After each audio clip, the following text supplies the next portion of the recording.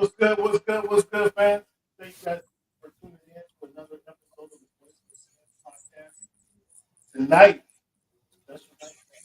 Special night, man. Finally got my full moon in the house. Full moon, my barbecue, full moon right here.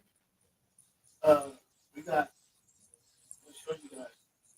We got some chow chow, relish based, relish based, up there, sauce. You got the white sauce. The full barbecue. You got the white sauce.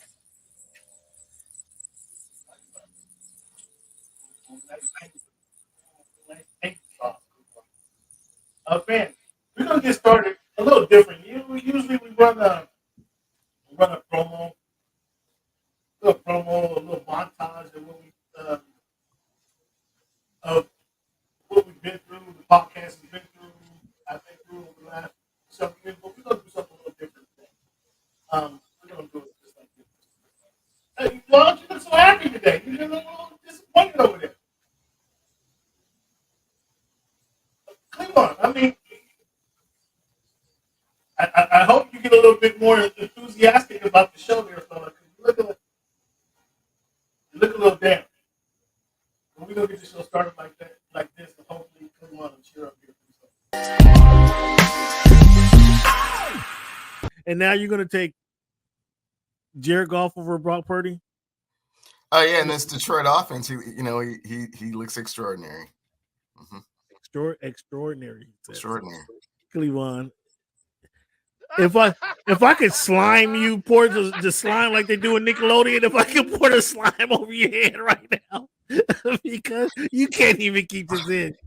Yeah, you and I have any personal bets right in on this game? Personal bets, yeah. I bet that the San Francisco 49ers would not represent the NFC in the Super Bowl. 2 pounds of ribs.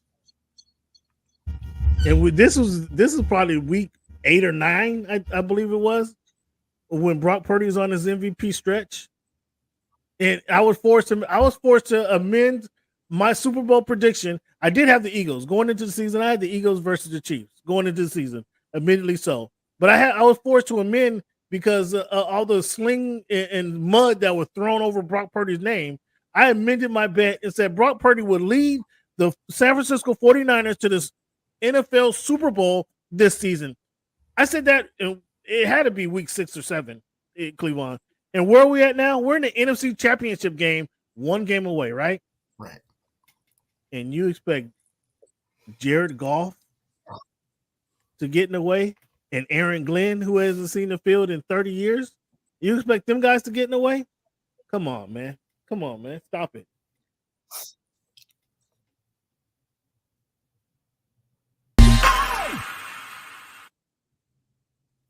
So, fans, maybe that partially explains why I'm having my full moon tonight. A nice little sweet tea, heavily sweet tea, I should add. Good. Cleveland, you still don't look so happy. A little taste of my white sauce. Little taste of my white sauce. Cleveland, why are you looking so down over there, man? Are you having a bad week this week or what? No, I'm fine, Cam. No, I'm fine. I'm fine. I'm not gonna get sucked into your vortex. I'm gonna keep it cool. Like tri-tip here. I got tri-tip instead. A little dip into the white sauce. Cleveland. One more time. I'm sorry, fam. I know this is one of the things that you're not supposed to be eating on air. However, you guys said while I'm eating. Cleveland, you with me? I'm here, Cam. I mean, you sound like you're a little disappointed today. I mean, I don't understand. No. Just watching you, reap the benefits of your great decision, and like the great coach Mike Tomlin says, no excuses, no explanations, man. Grab away. I mean, are you a believer in Brock Purdy yet, sir? Huh? No.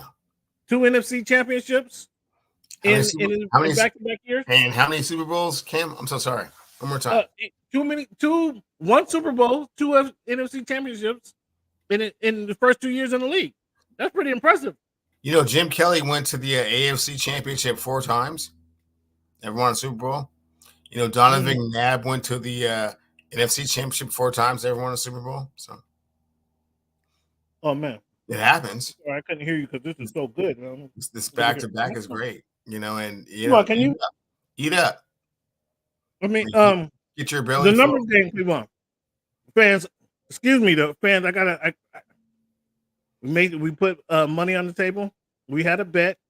Full moon. I got my full moon. Excuse me, fans. Got my full moon. Again, got the chow chow, fans. Chow chow. It's a relish base, something with relish and coleslaw or something. I don't know exactly what it is, but it looks disgusting. I might say it looks pretty disgusting.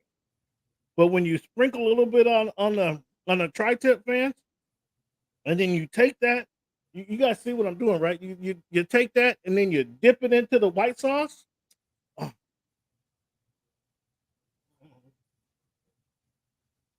Cleveland is succulent. White sauce. Excuse me, fam. White sauce is a fan favorite with the barbecue down here. For those who don't know, I'm down here in Birmingham, Alabama, and dishes are done a little differently everywhere. You know, everywhere you go, there's different dishes are done. Like Seattle, phenomenal teriyaki. Cleveland, you have to agree, phenomenal teriyaki. Just about anywhere you go. I mean, you can go into the hole in the wall. You can go to the fanciest restaurant. The teriyaki is phenomenal. As with the seafood, I mean, several seafood restaurants and all that. We've had the Daniels. We have the Daniels. I had to pay off a bet. We end up in Daniels. And what did you have at Daniels, Cleveland? Well, I don't even remember. Let's not go. Let's not revisionist history. Let's not even go talk about that. We're going to talk about. Just the smell of this here. One more time, man. The chow chow. You see the chow chow, right? Relish base. Just get a little forkful. That's all. I get a little forkful. Sprinkle it on. Can you guys see how I'm sprinkling it on my meat right here, Cleveland? And then like a little sandwich, like a little hot pocket. I fold it over, Cleveland. Maybe one day you get to try it. And then again, just a little dip into the white sauce. Oh my mouth is watering before I can even get it in my mouth, and my mouth is watering, Cleveland. And just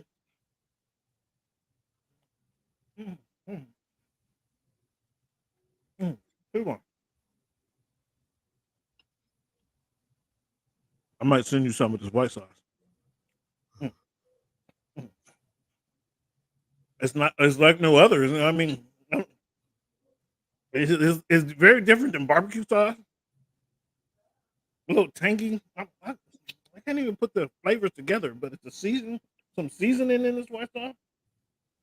It's not a mayonnaise base. It's just like a tangy mustard, maybe. I need another piece. Again, fans, it's still chow chow. You guys get a good look at it. I just want you guys to get a good look at the chow. Again, relish is relish based. I can clearly taste the relish. They offer pickles with this. I don't know why they offer the pickles when they serve it. And then I just fold it over, fans. I just fold it over like this, like such. You know, and then I get the 2 pieces, and so the chow chow's right in the middle. And then we want just a little dip in the white sauce. Just a little dip, man. Just a little.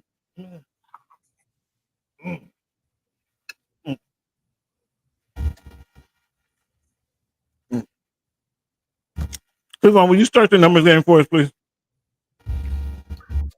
For sure, Cam. As it being the 280th iteration of Voice of the Fans in this capacity, the question becomes, who was the greatest to wear the number 80? And for myself, I'm sorry, who is the first person to come to mind, and then who wore it the best? So when I think of the first person to come to mind, you know, as the Seahawks are kind of reestablishing themselves and, you know, have moved on from Pete Carroll in that era, you know, I have to harken back to, you know, some of the, great Seahawks from the past. And, you know, Steve Largent comes to mind. You know, I think that if he was in the slot right now, I think he would be pretty much unstoppable. I think Cooper Kupp is a 2.0 version of Steve Largent. Wait, I missed it. Who's the 2.0 version I'm of Steve sorry. Largent? Excuse me. I'm sorry. What are you saying? Eat your food. Who's the 2.0 version of Steve Eat Largent? your food. Eat your food. I'm talking.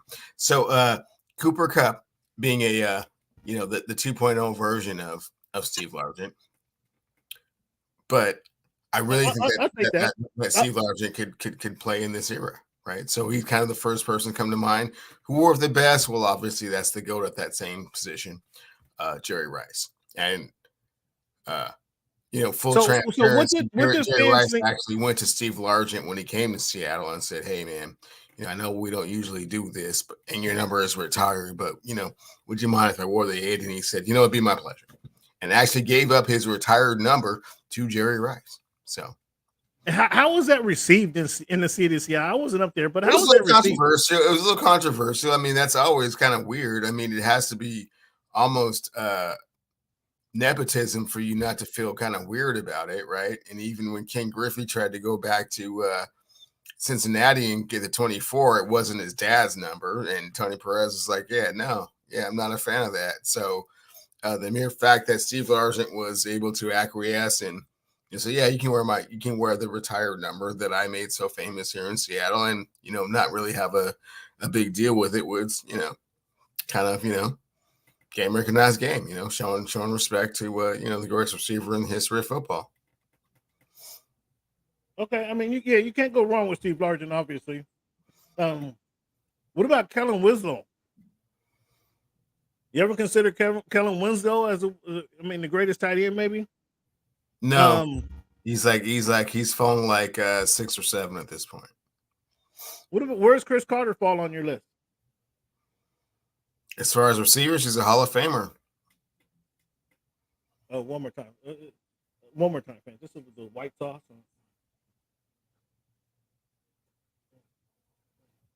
Good one, man. Good. I'm gonna have to get you some of this white sauce, big guy. Mm-hmm.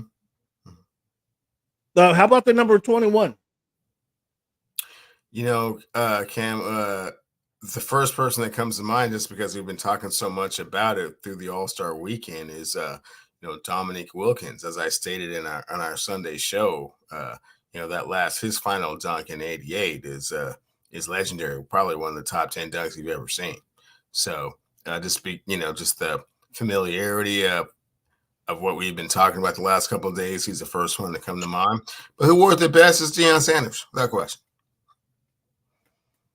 Deion Sanders wore it the best? Yeah, Deion Sanders wore it the best.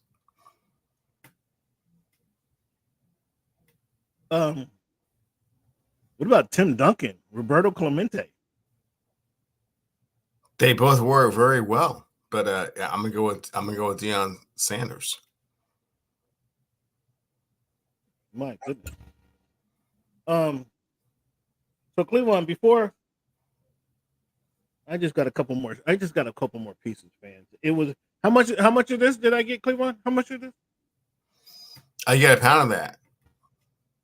Man, I can almost do another pound of this, but I lost a pound in the Super Bowl. But I almost just kind of fold it over, make a little sandwich, and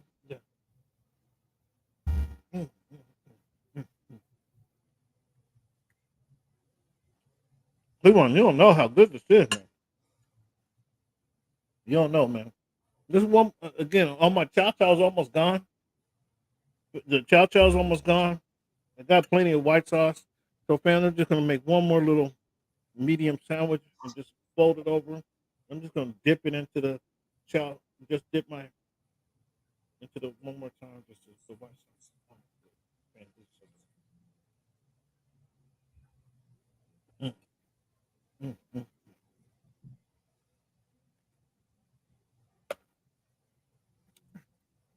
This is almost slap your mama good, Cleveland.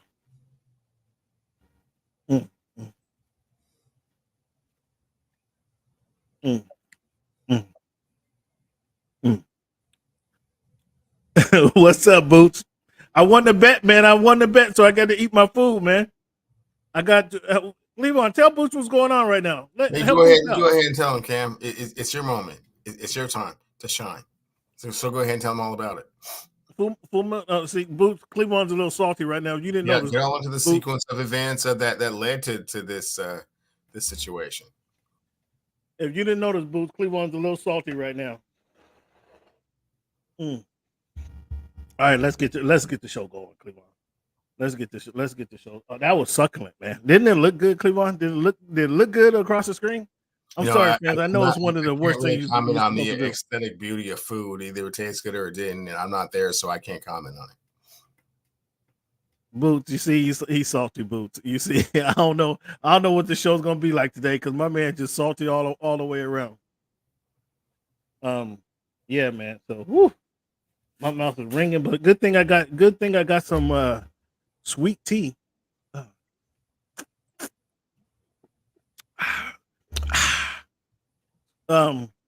Cleveland. So we talked about it a little bit last week, Cleveland. Leading up into the All-Star game on a Sunday special, we touched on kind of pointed out some things of kind of where the All-Star game went wrong. Man, I'm a little spicy. The white sauce is a little spicy too. A little spicy. But we talked about it of some of the reasons why the NBA All-Star game was not what it's been over the years. Let me say this real quick. Yeah, little tasty sweet tea from down south in Alabama, Full Moon. I don't know if you've been in these parts, Boots. Hey, Boots. He doesn't get the Pulp Fiction analogy, so it's a little over his head with that one. It's a very tasty beverage, Boots, and I don't know if you've been in these parts, but this sweet tea is like no other down here in the South. But yo, I never want to hear an NBA player mention Mamba mentality in my life or in their lifetime. Because in my understanding, Mamba comes out and competes every game. He comes out and try to give it to his opponent, or he try to shut his opponent down. And that's not what we saw on Sunday in the NBA All-Star game. We talked about, I'm gonna get to who's to blame in a moment. But Cleveland, you tell me, do you want to talk about who's to blame or how they fix it? Which one you want to talk about? Oh, we already know the players are to blame, but how do they fix it? Well, there's one specific player who was to blame. Do you want? I'll get to that. How do they fix it? I mean, what specific player? Oh man, I'm all ears. One specific player ruined the All-Star game. Yeah. Okay. Is that crazy to say? That's crazy to say, but I'm all ears. Who's your one player that ruined the entire All-Star game? Hold on. I'm having some technical difficulties over here. Can you hear me, Cleveland? I can hear you. I'm having some technical difficulties. Let me see if I can fix this real quick. Okay, how you doing, Cleveland? You got me? Can you hear me? I got you. Okay, yeah. Sorry about that. Yeah, one particular player. Let's talk about how they fix the game. Well, I'm sorry. I'll jump into it. Again, I'm a little frustrated, or I'm a little discombobulated, fans. My mouth is ringing. The white sauce has me a little, oh man, a little warm over here, warmer than normal. Cleveland, and Cleveland's salty over there. I don't know if you guys can tell or not. Cleveland's a little salty tonight. Cleveland, why are you so salty, man? Well, is it raining? Is it raining? Rain coming down today? No salt here. Bad day at work. I mean, it's bringing up bad memories. Things from the past with regards to Dan Campbell's play calling and Anders Carlson's inability to hit field goals. But other than that, I'm okay. Oh, here we go, Dick. Thank you, Brock. Thank you, Brock Purdy. Shout out to Brock Purdy for earning me this pound of tri-tip today. Again, it would have been 2, Brock. You could have had me 2 pounds. You could have had me 3 pounds, actually, Brock, if you pulled that game out. But it wasn't your fault. I understand it wasn't your fault because you had 2 game-winning drives in the Super Bowl. One in the fourth quarter and then one in overtime It's just you was playing against the baddest quarterback we've seen in our lifetime. And we're going to talk a little bit about that as well, Cleveland, a little later. But who's to blame for the farce, for that fiasco we saw on Sunday? It's your guy LeBron James. We talked about this. During our Sunday special, when LeBron James, Kobe Bryant is on defense at the elbow. LeBron James is coming down on the wing, and he has a chance to go one-on-one head up against Kobe Bryant. LeBron passes the ball. He don't want to compete. He didn't want to compete with Kobe Bryant, not on that level anyway. Not on that level anyway. So when the chips are on the table, LeBron James didn't want to compete, and that has filtered down through the NBA. We see Anthony Ant-Man coming to the game and shooting all left-handers. He doesn't want to compete. He doesn't want to put his best game out on the stage for the world to see. LeBron's demeanor. He's the face of the league, right? Are you going to argue that? Are you going to say today he's not the face of the league? Depends on who you ask, Cam. I mean, if I'm asking you, I'm asking you, Cleveland. Is LeBron the face of the league? That's why I asked you the question. Is LeBron the face of the league? I think he is the number one ambassador for the National Basketball Association. Is he the face of the league? I mean, that's up to other people to decide. I can't make a decision. See how he's avoiding the question, fans? Do you see how he's avoiding the question? So if I remember correctly, like Magic and Bird kind of took the torch from Dr. J, right? Who Dr. J performed in a dunk contest, right? He went out there and did his thing. I don't know if you remember the afro flowing and everything, doing his thing in a dunk contest. Magic and Bird went and did their thing on the court, right? And kind of showed that they wanted to compete game in, game out. Anytime they saw each other on the court, Bird has a famous saying that he got a thrill out of not only winning the game, but knowing how bad it hurt Magic Johnson, knowing how he was suffering all summer long because he lost the finals, right? So that was a competitive spirit that these guys had. So when they get on the court, they're going to give it their best every time they get on the court. We don't see that from today's players. Michael Jordan came on with the same philosophy, that same concept. Obviously, he had the freeze-out situation with Isaiah Thomas. Outside of that, when Magic came back, Magic and Michael going at it. What you tell me, Cleveland, like a couple of days ago? Magic shot like he ain't never shot in his world, right? When competition, when the money's on the line and the best player is across from you, he turns it up a notch, doing things we hadn't seen Magic do in his whole career, right? When he shot, what did he shoot? 10 for 13 from three, and 3-pointers wasn't even a factor in the game at that time, right? And then obviously you have Kobe Bryant come in after that. You have Shaq just trying to dominate everybody at that. After that, you have Russell Westbrook. Every time he gets on the court, he don't know where the off switch is. You know what I'm saying? He like the Energizer Bunny. Compete. And your guy has a chance to compete and turns down the moment. He wasn't ready for that moment. He turned down the moment, and it filtered through the rest of the league now. He hasn't, and I'll get to it. So I'm blaming LeBron James on that. I'm blaming LeBron James and the mentality of not wanting to compete night in, night out has filtered down and ruined he's ruined the dunk contest by not competing in the dunk contest. We may get to that later, but certainly the All-Star game. Cleveland, am I wrong?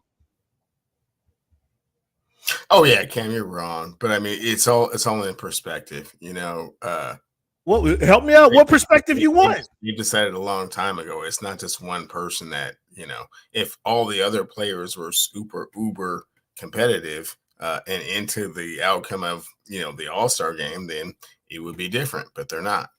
That's unfortunate. And they follow the lead. Like I'm saying, Michael and Magic, Larry Bird and Magic Johnson follow the lead of the presidents. Yeah, Kim, that was a long time ago, man. You're talking about followed the lead of their predecessors. Cam, like Michael Jordan followed the lead of his predecessors. Hey, Cam, the league's evolved. it's not the same kind of league as when you grew up watching these games. I mean, it's not. What I'm saying, you're missing the point. You're missing the point. I'm saying these guys followed the lead of their predecessors. Yeah, Ken, you're missing the point. The motivation for winning an All-Star game is not the same as it was. The way the All-Star game is played is not the same as it was. So the motivation for getting out there and showing your stuff and being on the biggest stage around. It's an exhibition in the true sense of the word exhibition. They are playing basketball. There are some rules and structures. Now it's just an exposition. It's a great big party. It's been that way for quite some time. So you just need to get with the times is all. It's a great big party. Kind of acting your age. I'm acting my age. So it's no longer should we respect and expect competitors to compete. Is that what you're telling me? Correct. I just can't expect competitors to compete on the biggest stage. Super uber competitive. The only thing that I can think of that can kind of bring some level of competition to it is if at the end of the game there was some type of kind of shootout type of scenario at the end where we're tied or something they tried that with the Elam ending, playing each quarter, making each quarter game. No.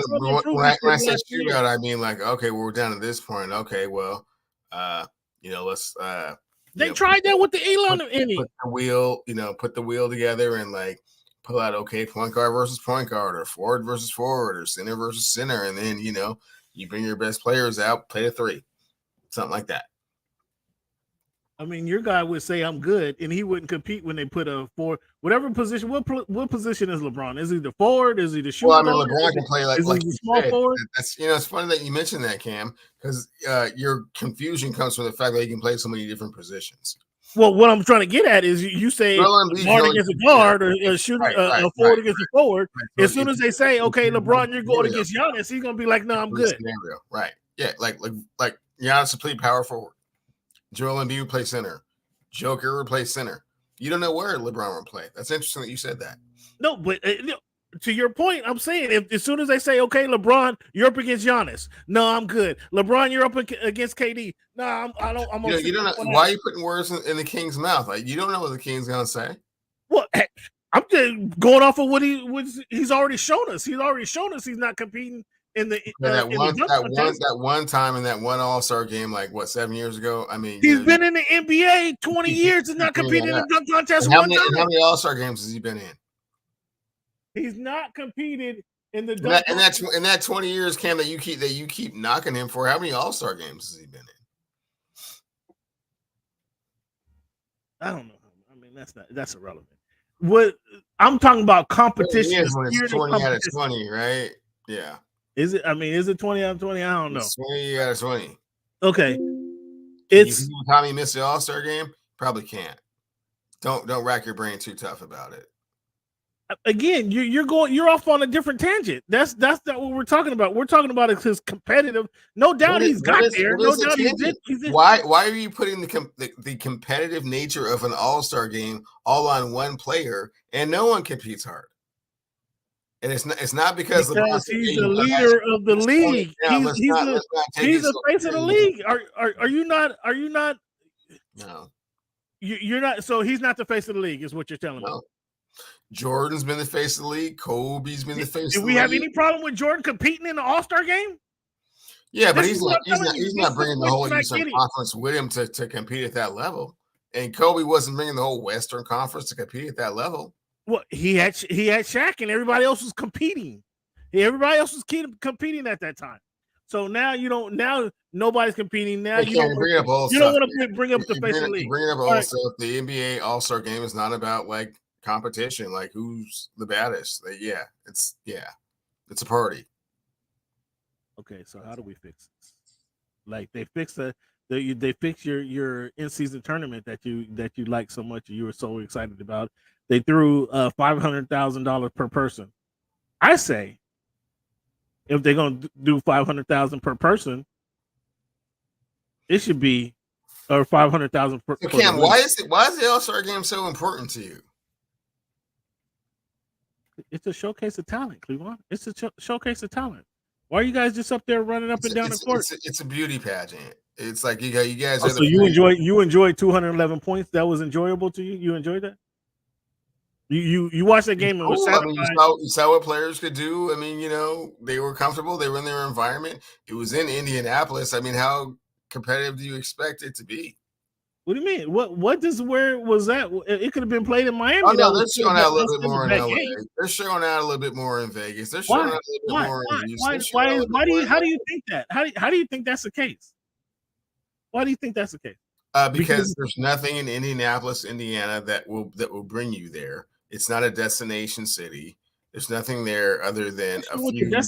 I'm not sure what the gym had to do, the gym floor had to do with the location of the gym floor. I'm not sure what that had to do with anything. Oh man, it was a lackluster. It was a courtesy because you have to give everybody a chance to have it at least once, right? But nobody was going there. There's no energy in the building. Nobody really cared. No, nobody cared. That's interesting you say that. So shout out to our fans in Indiana. Cleveland just shit all over the whole state of Indianapolis. What's up with that, Cleveland? With regards to an all-star, basketball fans everywhere. Forum and setting, it's not going to be the same thing. So it's in Golden State next year. It's going to be a different game next year. It's in San Francisco for sure. I'm not fans. Come on, Cleveland is off base. You guys have to agree with this. If you don't agree, you guys don't agree with me saying who ruined the game. You have to agree with me that saying the location doesn't matter. Cleveland saying because nobody 100% matters. That was televised. That was televised across the world. So whether it was in all the All-Star games are televised across the world, whether it was Indianapolis or Utah, Salt Lake City, that was everybody tuned in to see that. Sacramento, keep naming those markets where maybe not getting your best effort. Maybe some of those guys see this Boots. I don't know. You and Cleveland must be texting each other. It's not great in February. Thank you, Boots. You guys must be texting. You guys got to be texting each other.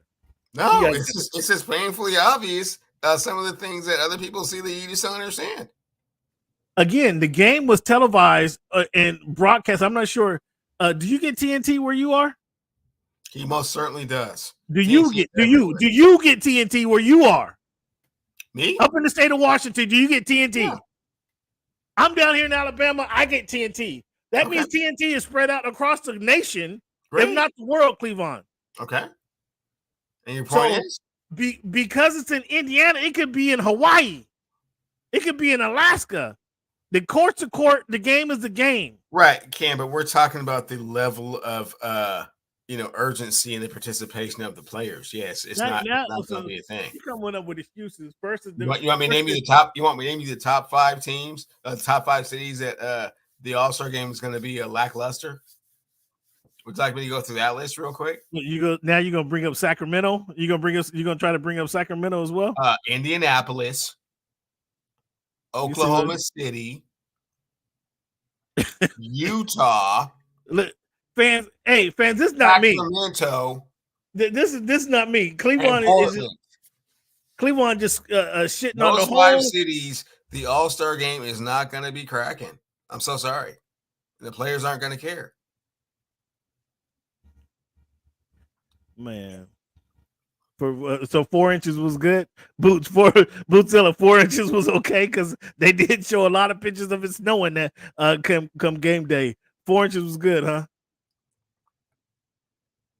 Fans again. That's Cleveland shitting on half the nation. Half the nation. Just 5 cities. Just 5 of the NBA cities that the All-Star game shouldn't go to. But of course you got to because you have to, acquiesce to the owners. They're billionaires. So, hey, can I have it? Yeah, sure. Not a whole lot, I don't want to do this all the time, but sure. It's been a while since you had it. Yeah. So he doesn't want to blame the lackluster All-Star game on the players competing on the court, indoors on the court, on a professional basketball court, I might add. He wants to say it's based on location. Come on, man. Come on, Cleveland. Come on. Yeah, I'm not buying it, Bootzilla. Okay. Well, We're talking about it here. He's talking about the weather, the environment, and the inclement weather makes a difference in how the turnout and who's there and why it's important. It's a thing. What? So we didn't see Fat Joe. We didn't see Fat Joe on the sideline. Fat Joe wasn't sitting front row. Who's the movie producer? Spike Lee wasn't sitting front row, huh? Jennifer Hudson didn't sing her heart out during the game. We didn't see Babyface do the Star Spangled Banner. We didn't have all the attraction that was there because it was in Indiana. Or is that what you're trying to give us? Yeah, cut it out, man. Cut it out. Stop. Okay, so he wants to blame no location. This is the fans. You guys got to tune in and help me out on this one, man. This is absolutely. I can't believe he's coming. Well, he's defending this guy, so I can't believe. No, because the fans also understand where I'm coming from with this. That's why you haven't heard anything to the contrary.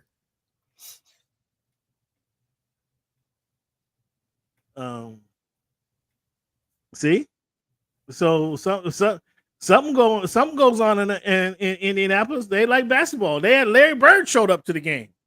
But that wasn't enough. From French Lick, Indiana. So what? Oh my goodness, this guy. So how do you fix it then, Cleveland? There's no fix it, man. It's just a sign of the times, man. You just have to understand it's an exhibition game and you get what you get. I say money. Adam, offer him the $500,000 in his win. No, that's not enough of a motivation for them at this point. It worked for the in-season tournament. You guys were talking about the $500K. And that's for prestige. That's for bragging rights. I mean, those are actual team awards. This is just an all-star game. So an all-star game where your individual image and persona can be elevated is not enough. Now it's a team aspect. Yeah. Would USA versus the world, would that change things? Do you think the guys already talked about that, man? I mean, possibly, but you got to have a few more heavyweights on the world side, and then maybe so. A few more heavyweights on the world side. Yeah, they're almost enough to fill out a roster. Certainly to be competitive for sure. Yeah. Wait. But then the players have to also buy into that, right? And then all of a sudden you're kind of, separating, teammates from one another just because they're from a different country. I mean, that's rough. It's rough. I mean, come on, Cleveland. All of a sudden, if you have Luka, SGA, Giannis, Jokic, Embiid, and they have teammates that they have to go against as well. I understand. And the only reason they're not playing with their teammates, from a conference standpoint, is because they're from another part of the world. I mean, what's the difference? Jason Tatum played against Jaylen Brown when the players were picking. When they had. They went away. They decided they didn't like that. But again, this would be USA versus the world. Do you think Curry? Do you think Stephen Curry, Devin Booker, Kevin Durant, LeBron James, Anthony Davis, and Jason Tatum, would they get excited when they see Luka Doncic on the one side of the court, Shai Gilgeous-Alexander, Giannis Antetokounmpo, Nikola Jokic, Joel Embiid, Victor Wembanyama? Do you think they would play any harder if they have those guys on the other side of the court trying to embarrass them? Wemby doing the sham god, Wemby doing the J crossover on somebody. That's where the game was at. Why does the damn game location have anything to do with the basketball? Once you get on the court, it's 94 feet. It's the atmosphere and everything else that's going on around it. Like you said, is it a party or not? Do you bring? Are you the party, or do you have to go to the party? These are NBA players with millions in their whole entourage and everything that they bring to the table. Yeah. What city is more equipped to have a really big party? Las Vegas, Nevada, or Indianapolis, Indiana? Here we go. Indianapolis, they have the combine every year. The combine is up there. They have March Madness up there every year. What are you talking about? They're equipped. They have Super Bowls has been there. Why aren't they equipped to have a big event? They've only had the All-Star game one time in Las Vegas. I know you don't want to hear it, but they've had the All-Star game one time in NBA history in Las Vegas. And some would argue that there were probably too much going on that weekend. Some would argue there were probably too much going on, and we might not want to do that right away.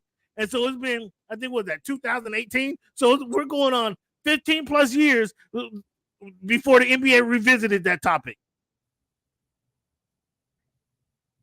So what? I'm going to say this again. When the All-Star game is in Oklahoma City, Milwaukee, that's not Indianapolis, that's Utah, it's not going to have the same reception as when it's in Los Angeles, Las Vegas. How can the fans get in touch with you, Cleveland? Houston, New York. How can the fans get in touch with you, Cleveland? Let the fans know how they can, because that's not me. At Clevie Wonder on Twitter and Cleveland Steel on Instagram. Cleveland Wonder also on TikTok. I didn't say that, fans. That's Cleveland. Yeah, I said it. That's good. Yeah, those are not party towns that I just mentioned. So sorry. Look, it's a great party city. What are you talking about? Go get at them, Boots. They have a steak and shake downtown. Okay. Indianapolis is a city I've never been to, so I cannot confirm nor deny. Mm-hmm. Cannot confirm or deny. Cleveland. So okay.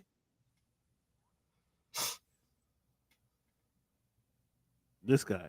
He said money incentives won't work. It worked for the in-season tournament, but it won't work for the All-Star game. He doesn't like the USA versus the world. That's okay. It's possible to get a few more players and make it a little bit more formidable. But again, it's up to the players to decide that it means something to them. Like, you want to give all these incentives to like an exhibition game, and they're just, they're not doing that right now. Did you enjoy any part of the All-Star weekend? Yeah, Steph's Sabrina shootout was dope. I mean, the skills competition was corny. The dunk contest, I give it a C. Stephen Ionescu was the Dame winning the 3-point contest was obviously he went in on the last couple of shots. That was good. Stephen Ionescu obviously was an A+. What do you think of Kenny Smith getting a lot of flack for saying that she should have shot for the women's tees or from the women's woman line? I agreed with it. I don't understand where all the controversy is coming from. I thought that's the way it was going to be from the beginning, and it was like some type of, it's like a welterweight stepping up to middleweight, but you could just fight at welterweight. Like why are you trying to extend where you usually shoot from by that much? And he explained it. It was like, it's all muscle memory. It's like, that's what you do. That's where you're shooting from. It's like, she's clearly blowing Steph out the water if she was shooting from the WNBA line. You think? Oh, man. She put the fear of God in him from the NBA 3-point line. If she was shooting from her line, oh, man. No way he gets her. So do you do this again next year? Do you put if Caitlin Clark comes out, do you put Caitlin Clark up against Dame Lillard next year? Well, we'll see what Caitlin Clark does, because fortunately for us, they play their All-Star game before the next All-Star game. So we'll see.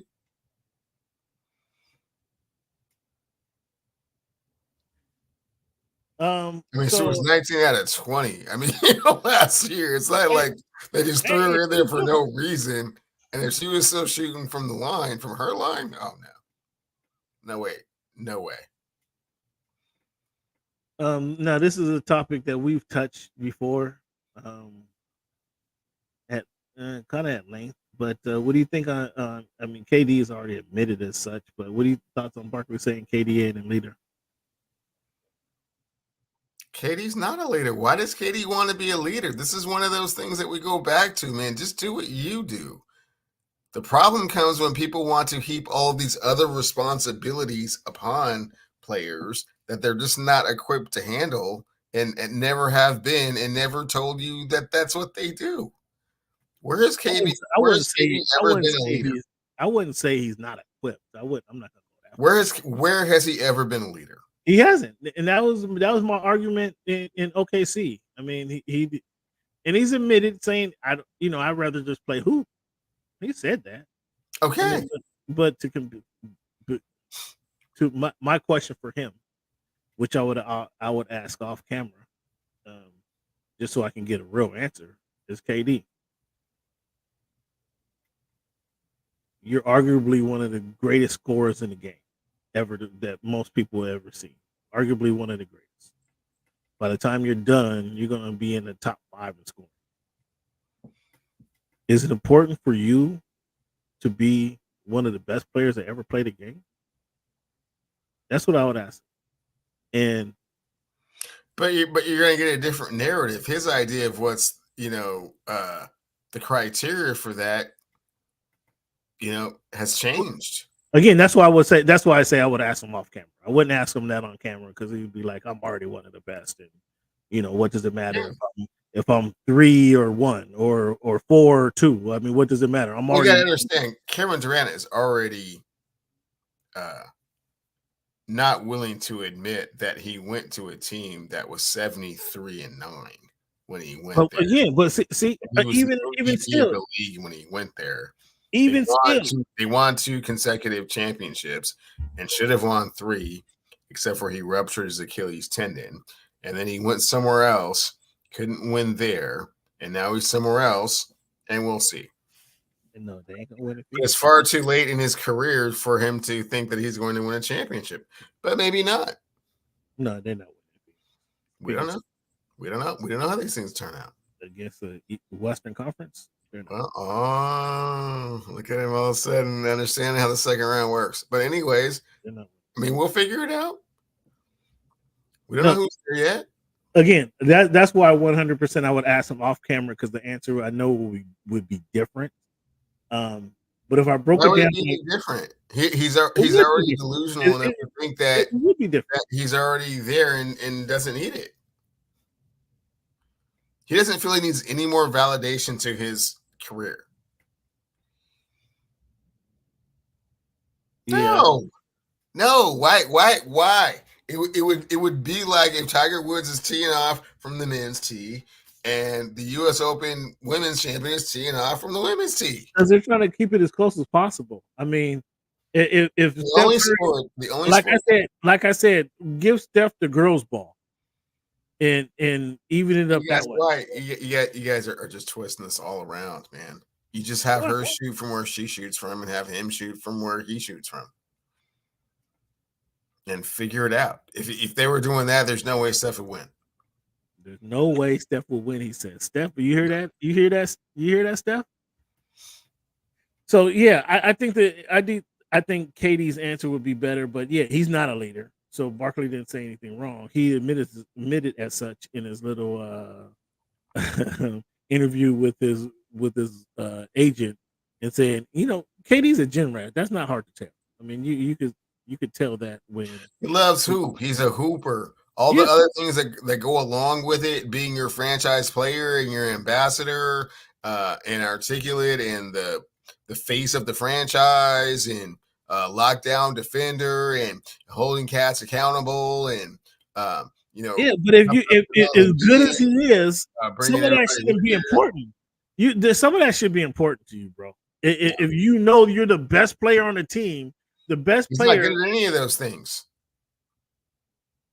The best player on the team. Why haven't your Los Angeles Clippers taken the next step? We've talked about this ad nauseum. It's because what? Because Kawhi Leonard's not a good leader. We know. He wants to play basketball and not talk to anybody. And when the game's over, he wants to get dressed and walk off and get in his car and drive off by himself. Well, he has a little uncle with him too. He has what? He has his uncle with him that's there carrying his bag every game. He's not a leader. Yes, you're right. And Paul George is a follower. Then you're fooling yourself. You're setting yourself up for disappointment. That's not what he does. It's not what KD does. Is yes, you're absolutely correct. Yes, you're not wrong. It's obvious. It's been in his 12-year how long KD been in the league? Oh God, 15 years, oh maybe. eight. So what? 16 2000, years now. 08, yeah. 16 years. Time is flying. Yes, and what they say, leopards don't change their spots. So it is what it is. However, the best player on your team, like it's hard for Pat Beverly. It should be hard. It's not, but it's hard for a guy like Pat Beverly to go on a team and automatically become the leader, right? He can be as vocal as he want, play as hard as he want, but for guys to follow Pat Bev, that shouldn't happen. But because he played for the Clippers, where Kawhi Leonard didn't want to be a leader, he gladly stepped into a role, such a role, right? In Milwaukee, he's going to gladly step into a role. Not that Dame or Giannis aren't leaders, but because they're not vocal leaders. Pat Bev wants to talk, wants to run his mouth and go tell everybody to get here, get there, and it's all in good spirit, the spirit of the game. But Dame and Giannis just aren't going to do it in that way, in that sense. You know what I'm saying? They're kind of leaders by example more so. So that opens up the area for Dame Lillard or for Patrick Beverly. However, that's not saying that that's how it should be done. You would expect that from Dame. You would expect Dame or Giannis to take that horn, to take that leadership opportunity, become the leaders of their team. You should expect that, and you should expect that from Kevin Durant because he's clearly and by far better than most players he played with. But when we go back and think about it, that was a problem with OKC. He was just going to let Russ do his thing. That was a problem in Brooklyn. He just let Kyrie do his thing until Kyrie ran off the, fired the coach, said we don't need a head coach, we don't need this and that, and then he ran off the rails. That was a problem. And James Harden saw that and said, "I'm out of here. I'm not going to play with you guys." So that's been a problem. If he can go to a team like Golden State and just does what he wants to do, come out there and play basketball. You guys hit me when you need that three, or hit me when you need that big bucket, and then you see that's when his he rises to that. Well, not even rises to that level. That's when you see the best out of Kevin Durant. So in Phoenix, if Phoenix is going to win, I'd love for Kevin Durant to win a championship, but I don't know that Devin Booker. I kind of believe, and this is I kind of believe that Devin Booker is a lot like Kevin Durant. Well, he may want to be the leader. Devin Booker, I would say, actually wants to be a leader, but I don't think he has that leadership in him. Now, he played with Chris Paul. Chris Paul was supposed to instill some of that leadership, teach him more how to be a leader. I haven't seen the remnants of him playing with Chris Paul and him picking up that leadership, intangible, and being a better leader for the Phoenix Suns. I haven't seen it. Now. I'm not at every one of their games. You can't make someone want to be a leader, Cam. We can show them what a leader does and how they do it. Yeah. And whatever your style is great. But if that's, like you say, if that's not what you do, that's not what you do. Yeah, and then that's what I'm saying. That's why I don't think Phoenix is actually going to reach their pinnacle, because now you have Bradley Beal who only plays half their games, so he can't be the leader. Devin Booker, he and Kevin Durant are a lot alike, where they really just want to hoop, and they need somebody to kind of not put the battery in their back. Is not the exact terminology, because they both want to hoop, but they need somebody to come and take the reins of the team. All of those other responsibilities that come with leadership, because they just want to hoop. Yeah, and that's, I think, is ultimately going to be their downfall. And plus missing Bradley Beal for half the games in the season. Second round's coming around, man. What happens if Bradley's healthy though? We'll see. We'll see. Can he put it in? Can he put the ball in the hoop? We'll see. That's not a problem. The question is if he's healthy enough to do it, not whether he's capable of doing it or not. So last week we talked about some of the best stories of the first half of the season. What are the storylines you're looking forward to seeing the second half of this NBA season? I got a few, but I'm gonna let you go ahead and mention Mention yours. Number one, we'll see how far the Philadelphia 76ers fall without Joel Embiid and when he will return and what the impact of his return will be. That's got to be the number one storyline going into the second half of the season. Number two will be the health of the Los Angeles Clippers. If they're healthy, they could very well, be a 1, 2, or 3 seed in the West. And make things very complicated for a lot of other teams. Now you were being very facetious all summer long in regards to the Harden trade. The Clippers acquiring Harden. Not that they've acquired Harden, and they have the best record they've had in franchise history going into the All-Star game. Are you seeing anything different than you thought originally? Is this what you anticipated? Explain what your thoughts are on what's going on with the Clippers. No, they're playing great. They've they've found their groove. They've got some chemistry. Everyone seems to be for the most part healthy going into this whole thing. Now, where it goes after that, I'll see you in the second round. Sorry to sound like a broken record, fans, but that's really where it gets down. It's positioning. We'll see what happens in the first round. We'll see how teams come out, with regards to injury. But we're not going to know who the Clippers are. I try to draw some honesty out of him, fans, but he just refuses to be honest about the Clippers. How am I being dishonest about the Clippers? I mean, because I've said it before. It all comes down to the second round. I said it before. Yeah. I mean, you said that without Harden. So if they're playing the Denver Nuggets in the second round, who you got, the Denver Nuggets or the Clippers? I think the Clippers are ready for this. They owe Denver something. Okay, cool. Well, you're all drinking the Ty was the Ty Lue sweet tea that you was drinking? No, I'm gonna have some more folk. Oh, I see it. T. Lue signed it. Oh, okay. Cool. So what's your third story? You got six Embiid in the Sixers, and then the health of the Clippers. What else you got? What is Doc Rivers going to do with all of this wealth that he's been handed, like placed in his hands? Is he going to let it slip through his fingers again, like when he had Blake Griffin and Chris Paul and DeAndre Jordan and JJ Redick, or like when he had Joel Embiid and Ben Simmons and couldn't get out of the second round? Oh, shots fired. And Giannis Antetokounmpo. Shots fired. And he's supposed to be the difference to get them over the hump. We'll see. That's certainly story number 3. Shots fired. My goodness gracious. That's boy. You just shooting out the whole NBA. You shot out OKC, Sacramento, Indianapolis. What other cities? I said those cities shouldn't have all-star games. Utah. They have to. And now you shooting down Milwaukee Bucks. You done shut out half the league tonight. Cleveland, you's a cold one, bro. You's a cold one. He done shot down half the league. It gets to this time of the year, Cam, it gets awfully cold, and it's not personal. It's just reality. I'm so sorry. That's what makes the NBA so intriguing. That's what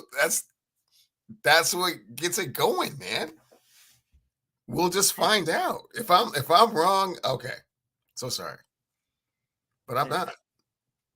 Cleveland just shut out half the league in the first hour of the show.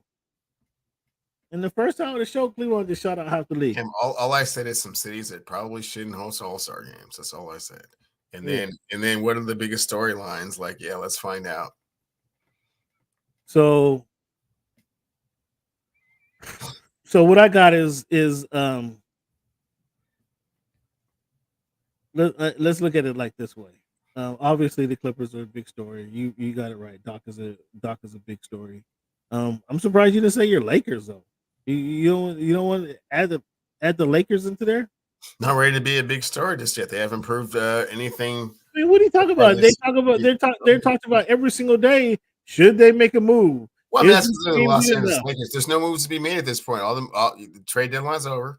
They didn't Well, get they any got better. Spencer Dinwiddie. Is Spencer Dinwiddie going to be a factor? You didn't bring Spencer Dinwiddie up at all. Spencer Dinwiddie is not going to be the difference between Lakers winning or not You winning. you didn't mention nothing about AD. You didn't mention nothing about his health. You have to be Hope he surprised. stays healthy. AD played like 90% of the games this season. Sure. But you, I mean, you don't say that's normal to you. No, that's extremely unusual. To this point, he's probably, typically missed 30 to 40 games. So then by those standards, he should miss the next half of the season. Hey, but Cam, you don't want to talk about every time he steps on the court. I'm knocking on wood, man. So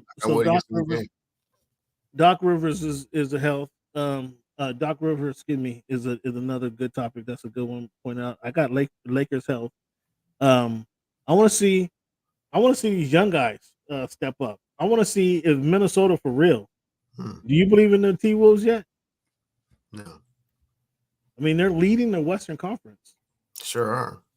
I mean, you can't. We're halfway through the season. We're not even halfway through the season. We're 2/3 through the season right now. 30 games left. The Timberwolves. I mean, they're playing great defense. Anthony Edwards can score with the best of them. Your guy can't have 50 again. 62, didn't he? That monster. I mean, it's that monger right there. Mm-hmm. Yeah. T-Wolves boots. That's a big story for me. In the second half of the season, can the T-Wolves hang on? That's what I was saying. Are they for real? We'll see. We have the second half of the season to see. And then can Denver repeat? I mean, that has to be, can the champs repeat? I mean, that's has to be. I mean, I think they're just pacing themselves. They won it already, right? So right now they're just pacing themselves through the season. They're not playing for a number one seed. They're just playing to get, looking for the playoffs, right? And so can they repeat? That's one of my stories of the second half of the season. Also, I want to be looking at the Heat, Magic, Bulls, and Hawks. They're 7 through 10. Which one of those teams make it into the actual playoffs? Those are in the play-in tournament right now. And which one of these teams actually make the playoffs? And then is there one of these teams that'll fall out of the playoff contention? Heat, Magic, Bulls, and Hawks.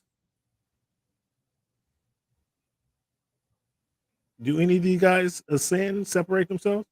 Heat make the playoffs. I don't know who the 11th seed is, so I can't say who's going to fall out. Potentially. You can't say who's going to fall out. Who's the Hawks are number 10. Okay, so who's behind the Hawks? I'll tell you. Give me 30 seconds. I'll tell you. Fans, I don't know. Something real dope, fans. I don't know if why I looked this up. If you guys had a chance to check out voiceofthefans.org, voiceofthefans.org has some very thoughtful articles that are on there by Cleveland and myself.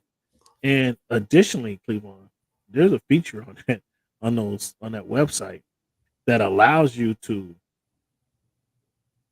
has a linker to the sports reference history that allows you guys to check out when you read the article. You can automatically click on the name of the player, whoever it may be, because there's a hyperlink there that allow you access to the sports reference, just to give you guys some added knowledge and history for the articles that you're reading there. But who's in 11th place is the Brooklyn Nets. Yeah. So to answer your question, Atlanta's in trouble.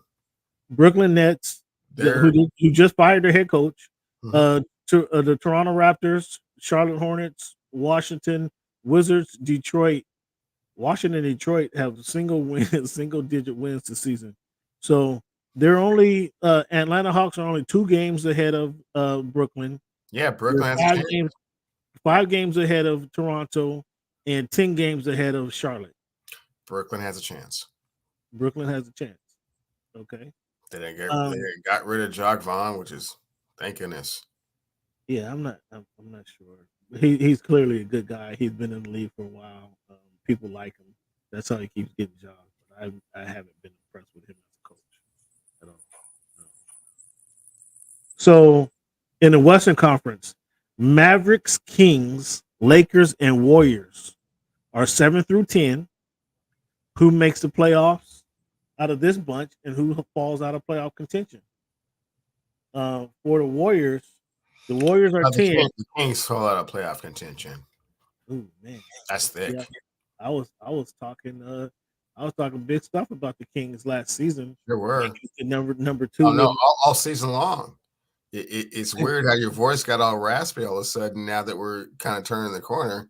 Yeah, you ain't been shouting the praises of Mike Brown and Keegan Murray in quite some time, homie. You ain't rocking the Sabonis jersey no more.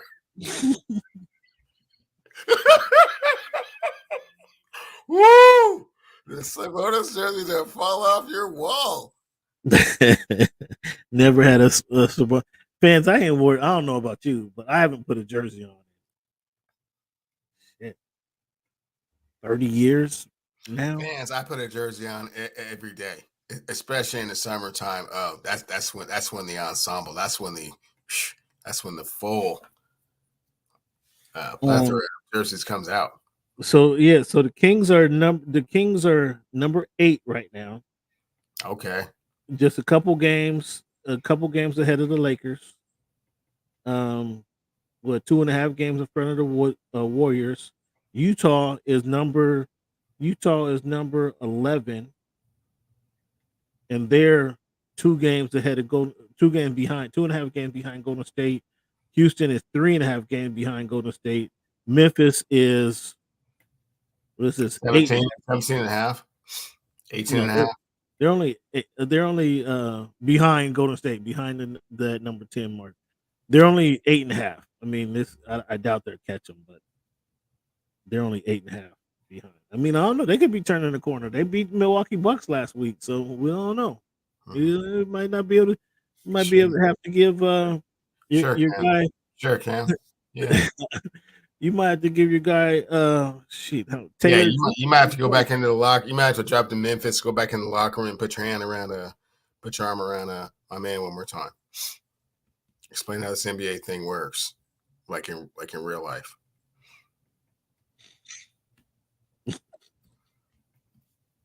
Cleveland. What'd you tell him, Cam? Son, let me talk to you for a minute. Your expectations are far too unrealistic. I don't want to see you do that to yourself, son. Fans, what Cleveland is talking about. I was in the locker room last year, and this is probably around this time, give or take a few weeks, because it was playoff time. It was the race for the playoff seeding, right? Playoff race, building at the playoff time. And I asked Desmond Bain. I said, "Yo, Desmond, like, what does this team need, to kind of take the next step in the playoffs?" And before I could finish my sentence, Desmond Bain was like, "Nothing. We're good." I was like, "Come on, come on." And what were his aspirations and goals? Let's be real. Oh yeah, the finals. Finals. With the roster that they had in place right then. That was hysterical. All right. Who finishes as league MVP? Tatum, Luka, Shai Gilgeous-Alexander? Who finishes? I'm sorry, who's the other person you didn't mention, like purposely not to mention them? Who's that? It's the Joker. Yeah. You think he's gonna finish MVP? Yeah, I think so. So Luka don't have a chance. Tatum don't have a chance. Nope, neither one of those two have a chance. SGA has a chance. Thanks, Boots. I mean, for stating the obvious, yeah. Wow. Who do you have a defensive player of the year? Who's gonna get that award? Is it Gobert? As of now, it has to be Gobert. Has to be Rudy. Who's your coach of the year? Whoever the coach is in Minnesota, he's done a fantastic job so far this regular season. Chris Finch. You don't think Mark Daigneault or Joe Mazzulla? I think if Joe Mazzulla is the Boston finishes with the best record. I mean, they've done this as long as he's been in the head coach. They haven't finished less than top 2. He's only been the head coach for this is only his second season. Don't make it seem like it's been like 10 years. Okay, but Cleveland, you yourself expected them to fall off last season after firing their head coach, right? Yeah. So they didn't. I mean, they made right, they didn't make it to the but finals, you saw what happened in the Eastern Conference Finals. They probably needed the other guy. But see, that's okay. The hurdle, right? Okay. See, that's the. I'm not a fan of Boston, but I'm trying to give him some respect. You're trying to give him the benefit of the doubt, but you know if Udoka was the coach, they wouldn't have went down 0-3, right? Well,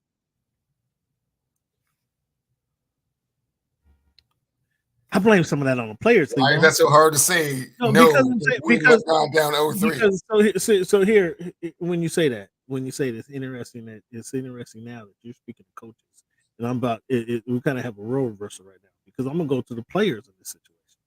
When you usually don't want to give the coach any credit, but now you're saying Udoka would be the difference there. But I'm saying the players who have already been there should have been the difference in that series. Like that's why I struggle to give Boston the nod, is because Tatum and Brown, they're young, but they went to the finals the previous year. Like they know what this time is like. But to use your phrase, one of the phrases you like to use, they play with their food, and so it's hard to trust what they do. And so I'm trying to say Joe Mazzulla again. They were top. If I remember correctly, they were top 2 last year. They were no less than 3rd in the East. So you want them to coach themselves, but when they have a good record, you want to give the coach of the year. No, it's not. Makes no sense. Nothing like that. No, it's not even nothing like that. You want to give coach Chris Finch is doing a great job. Mark Daigneault having the Clippers or having to go the Thunder, where they are, has doing a great job.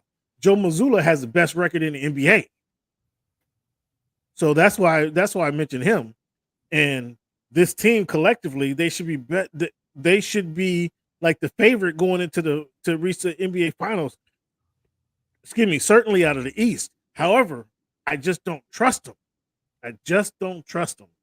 And where I think the players, I trust the players less than I blame the players less than I blame Joe Mazzulla, but nonetheless, I still don't trust him. That's my problem with the Boston Celtics.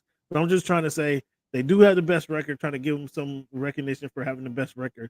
But probably who's doing the best job, it might be Mark Daigneault, because we didn't expect these guys to be competing for top place in the Western Conference. And they're right there. They're in the top 3 of a brutal Western Conference with the Clippers, with the Timberwolves. Chris Finch wouldn't be a bad decision either. But I would lean toward Daigneault over Joe Mazzulla, because I think that's a more, and it's crazy to say that these guys have been in the league 5 years. It's a veteran team. However, it is, I mean, when you look at Tatum and Brown being where they've been in the 5 years that they've been in the league, they are kind of like veterans with the experience of making deep playoff runs. I mean, that adds to your that gives you more experience, right? So they should benefit from that going into the playoffs. However, I just don't trust them because they don't play.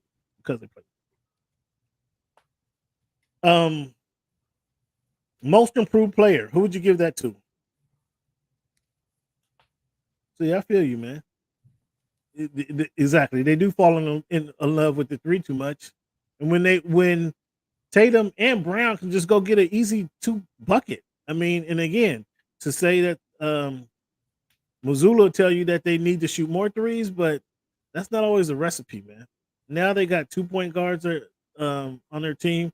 They got White on their team, and they got I'm having a brain fart. The guy they got from Milwaukee, the other defensive point guard on the team. Like they're Drew Holiday. Yeah, there should be no stopping those guys, really. I just don't. I just don't trust him. I Most guess improved, I guess it would be as far as most improved player. I'm kind of leaning towards Tyrese Maxey. Seems like he's kind of taking that step to possibly being in the I don't want to say superstar conversation, but all star. Yeah, I think I had that at the beginning of the season, Cleveland, and you told me no, Max, he can't feel Harden shoes. I I didn't think I think he told I think I told you that with him having the ball in his hands, he's able to score. He's a willing passer. It's unfortunate that Joel Embiid went down because I'm not going to say that Maxey is going to carry them past the second round, but he was a very good complement to Joel Embiid and what he can do. Um, so again, I don't have the confidence of him, even with Buddy Hield, even with Tobias Harris stepping his game up slightly. I don't have the confidence of them carrying the Sixers past the second round. But I thought Maxey would be a very good at his growth, his willingness to be better. I thought he was the best player. Yeah, you're right. He has the best record, so you're you're right. I agree with you, but I just don't trust the roster. The players on the roster, I should say. You're talking about Boston, I'm assuming. SB. Um, Wrong, Tyrese is Halliburton. Yeah. most improved. Wow. Yeah. Okay. I mean, I could see it, but is Halliburton? I could see it. I can't see it. I can't see that. To be honest with you, I thought when they gave him that 200 million, I was surprised that he got the 200 million so quickly. I can't say that, but he showed that he's earned it in he's up in Indiana. He showed it that he's earned it in Indiana's eyes and the Pacers' eyes. He showed that he's earned it. He showed that it's worthy. I don't know if I expect Halliburton to carry the Pacers further than I expect Maxey to carry the 76ers. Better question to that scenario is, what do the Pacers do when Siakam and Halliburton don't carry them past the second round? Oh well, they say they need another piece. I mean that's what's going to be. That's Really? what's More gonna be said. pieces. More pieces. That's what's going to be said. I mean, they need Mathurin to play like he's a to take the next step. So then wait for Mathurin to mature. I mean, take another step. I mean, truthfully, where is the Pacers? I mean, truthfully, anybody going into the season, unless you're in Indiana, expected the Pacers to be where they were. Well, that's great. They're here. That's why they traded for Siakam to get them past the second round. But I don't. They're I am not six. confident that they will get past the second round. Again, they're six in Eastern Conference. They're six in Eastern Conference. They're one game, a half game ahead of the Heat.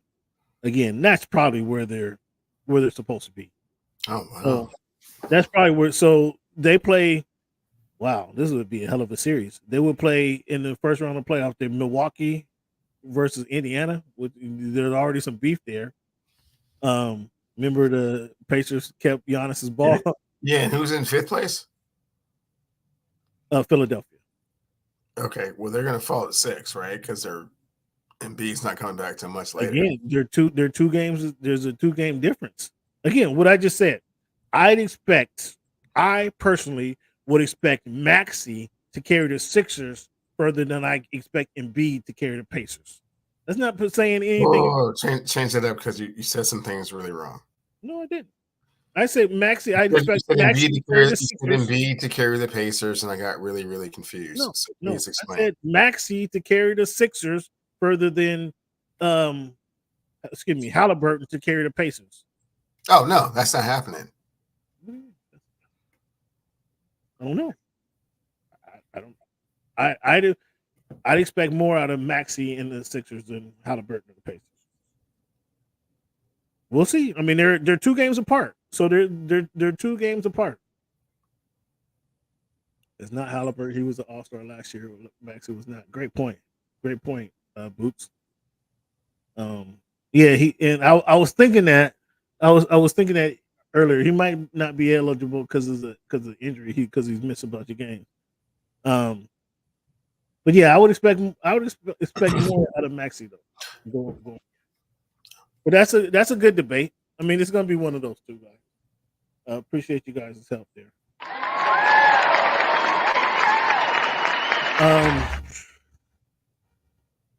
Okay, Cleveland. Let's finish up on our basketball. We got a couple of things to talk about more in basketball.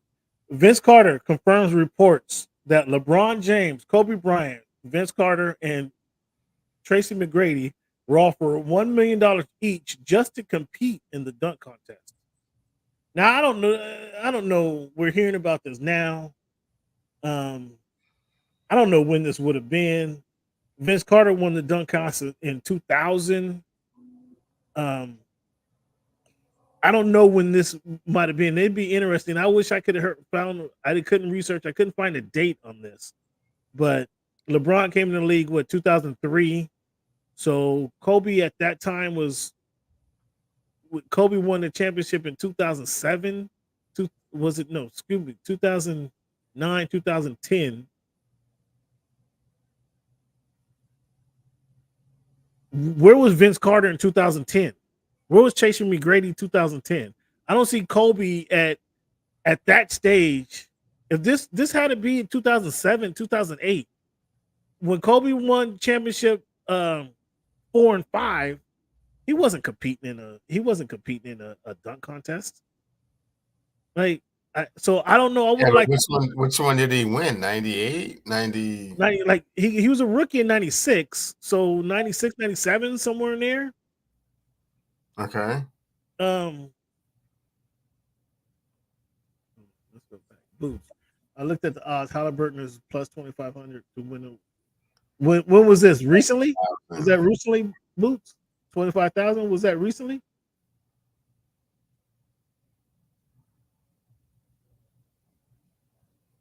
Yeah, but yes, he's gonna be back, but is he gonna be in condition to contribute? That's my question.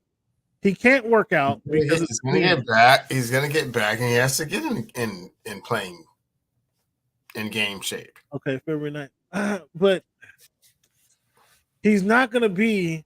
It's like you can't jump off the couch and start running a 4x1 relay and expect him to keep up with everybody else.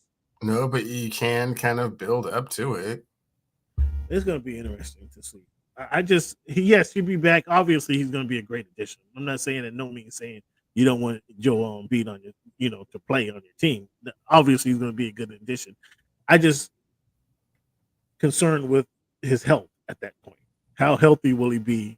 How in shape will he be? He's going to need 3 weeks to a month to get in shape, in basketball shape, that is. He's not going to be able to work out. Is he going to have the same touch? Is he going to be on the same pace that he was when he got hurt? I don't know. Well, no, Cam. Interesting. You do know he's not going to be on the same pace. The question is how long it's going to take him to get back up to speed. Yeah, so it's not going to be averaging 35 points a game once he steps back. Again, so he'll be an addition, but I'm not relying on him to be Joel Embiid. Oh, well, if you're not relying on him to be Joel Embiid, then we might as well fast forward to the 25 season. What are we going to do then? I mean, I'm just saying. I'm just saying, to his point, he Boots puts out there the Sixers aren't cooked without Embiid. They absolutely are cooked without Embiid. I'm saying what you're saying is you're not sure if he's ever going to be the Embiid that we're used to seeing.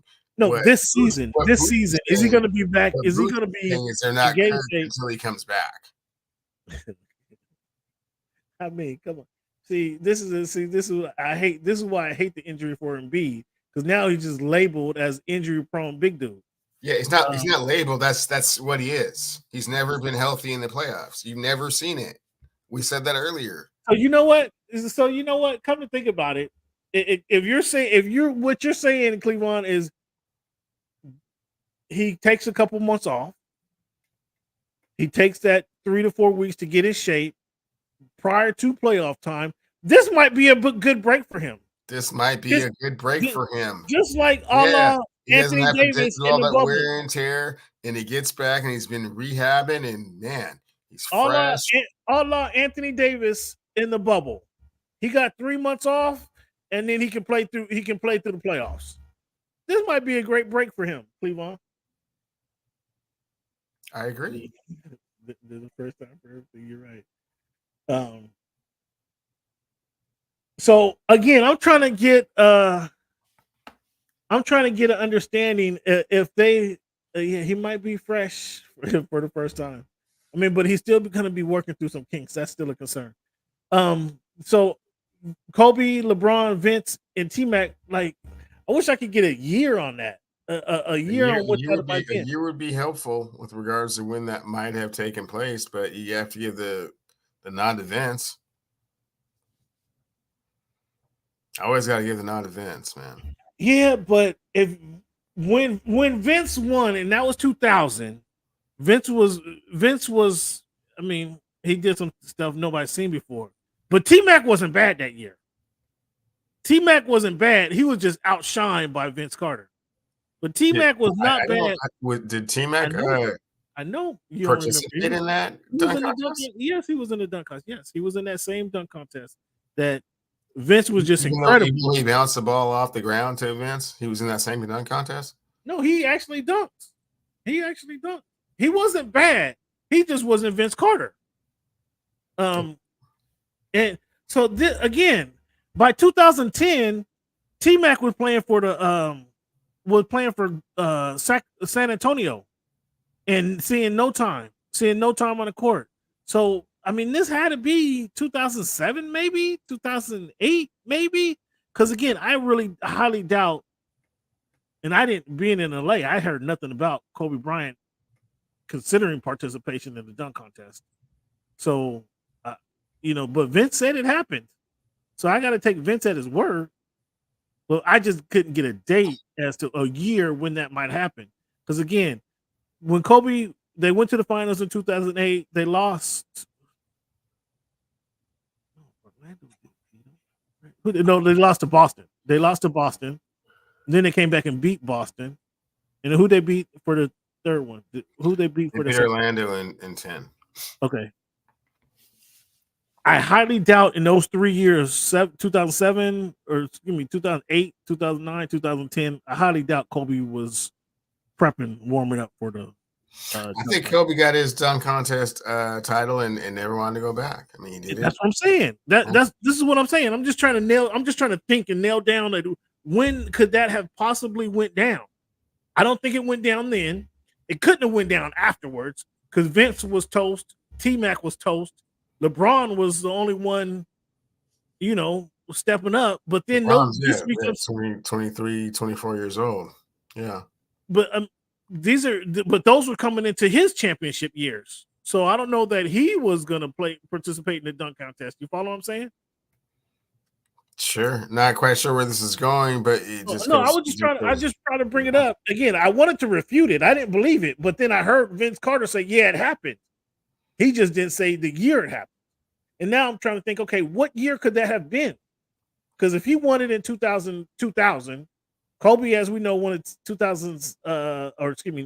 90. He came in 96, so he probably 97, 98, maybe one of those years. And then LeBron didn't come in until 2003. So it had to be 2003 to 2010. But if we take 2010, 2009, 2008 away, because those were Kobe Bryant's championship years, now we're looking at that 4-year window, right? And it very well could have been in the 4-year windows when Kobe was just going ham, on the league, just showing everybody that he was the best player out there, even though the Lakers stunk. Yeah, you can take it back to 7 or 6. I mean, I can't see why you couldn't or why you wouldn't. That would have been Bron's second or third year. Yeah. T-Mac was nice. Again, yeah, that's what I mentioned. T-Mac was nice, but he just wasn't Vince. T-Mac had some skills. He was creative and he had the proper size. He was, the 6'7", 6'8". Fans, just so you know, T-Mac was actually a better basketball player. He's talking about the dunker, Vince Carter, not the basketball player. Tracy McGrady was most definitely the better basketball player between those two, just to clarify. That's not even debatable for hoopers that understand basketball. So okay.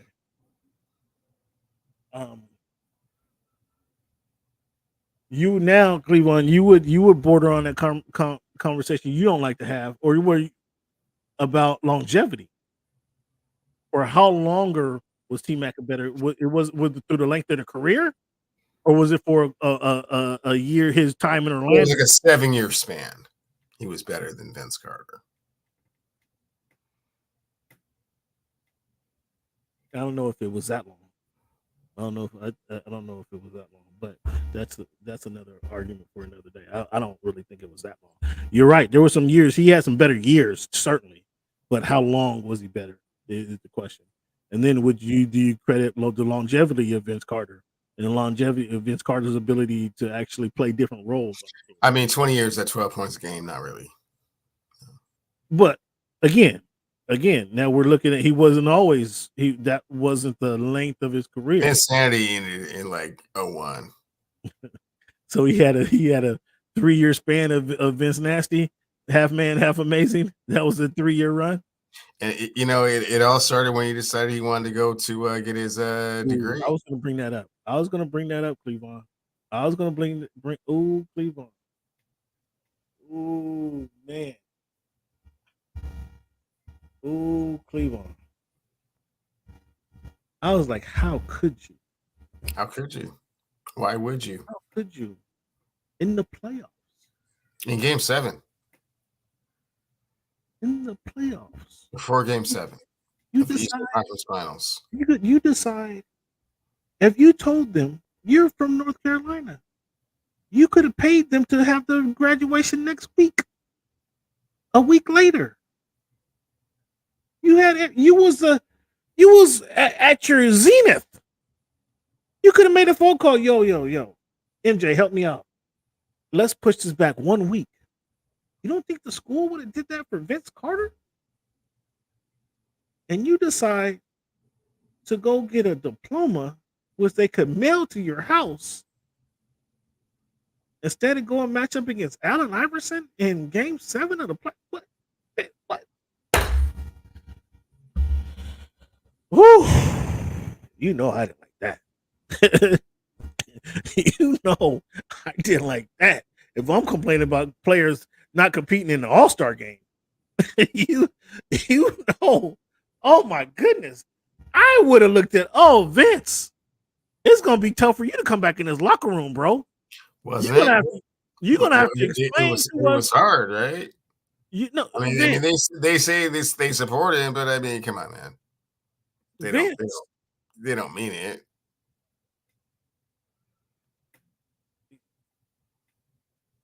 Uh, 2004. I can't go 2004 because that was in champion. You wouldn't go past 2004. I got you, but those were Kobe's championship years.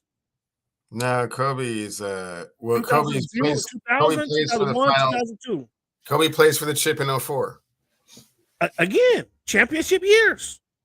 That's why I can't. But that's like his 8th year in the league, and that's like LeBron's 2nd year.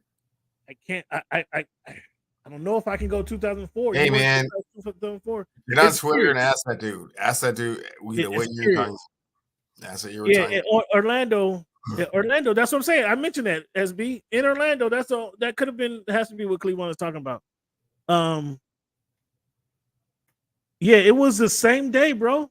It was the same day. It was hours before the game, Boots. It wasn't like even like, I didn't even think it was like an 8-hour difference. It was like a close, like, I got to do this and then rush off to the airport and fly to Toronto. No. It was the timeline was like way condensed. He had to choose either or. It was a stressful timeline. He had to choose either or, and he chose to go get a diploma that could have been mailed to him. If anything, and he played horribly, was never in the game, was never mentally in the game. You could just tell. Why would you try and have two different things going on like that? I mean, I'm not gonna fault the guy for getting an education, Vince, but call the school and tell them I'm busy today.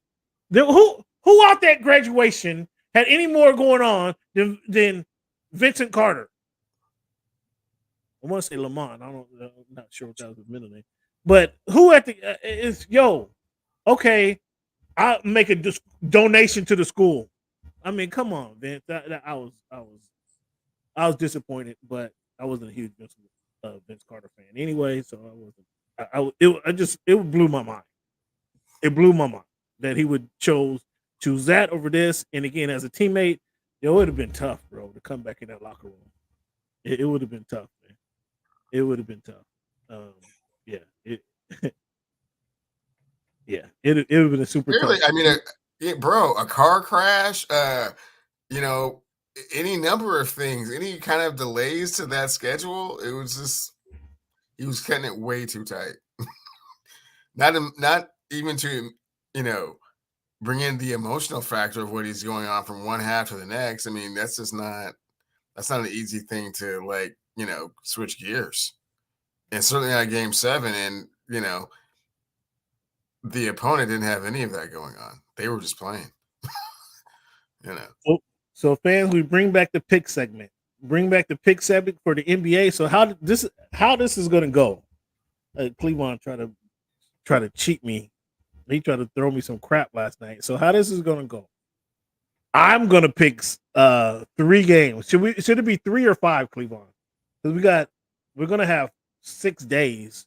So from Thursday to Monday, Thursday to Tuesday. You want to do Thursday to Tuesday?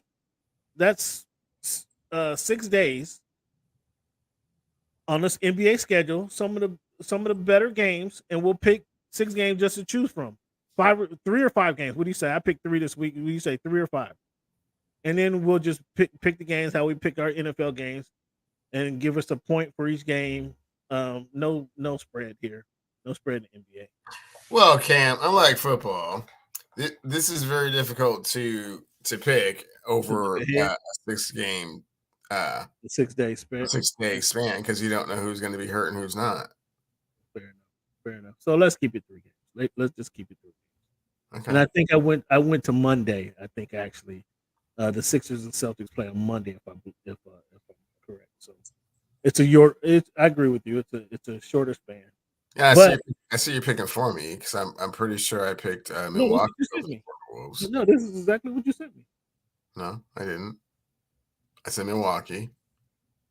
Hold on. Let me double check.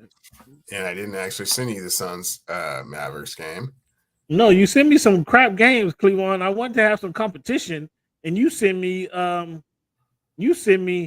Denver versus Washington, OKC versus Washington, and Milwaukee over Charlotte. I mean, come on. So let's try this again. Suns? Pick 3 games to call you locks of the week.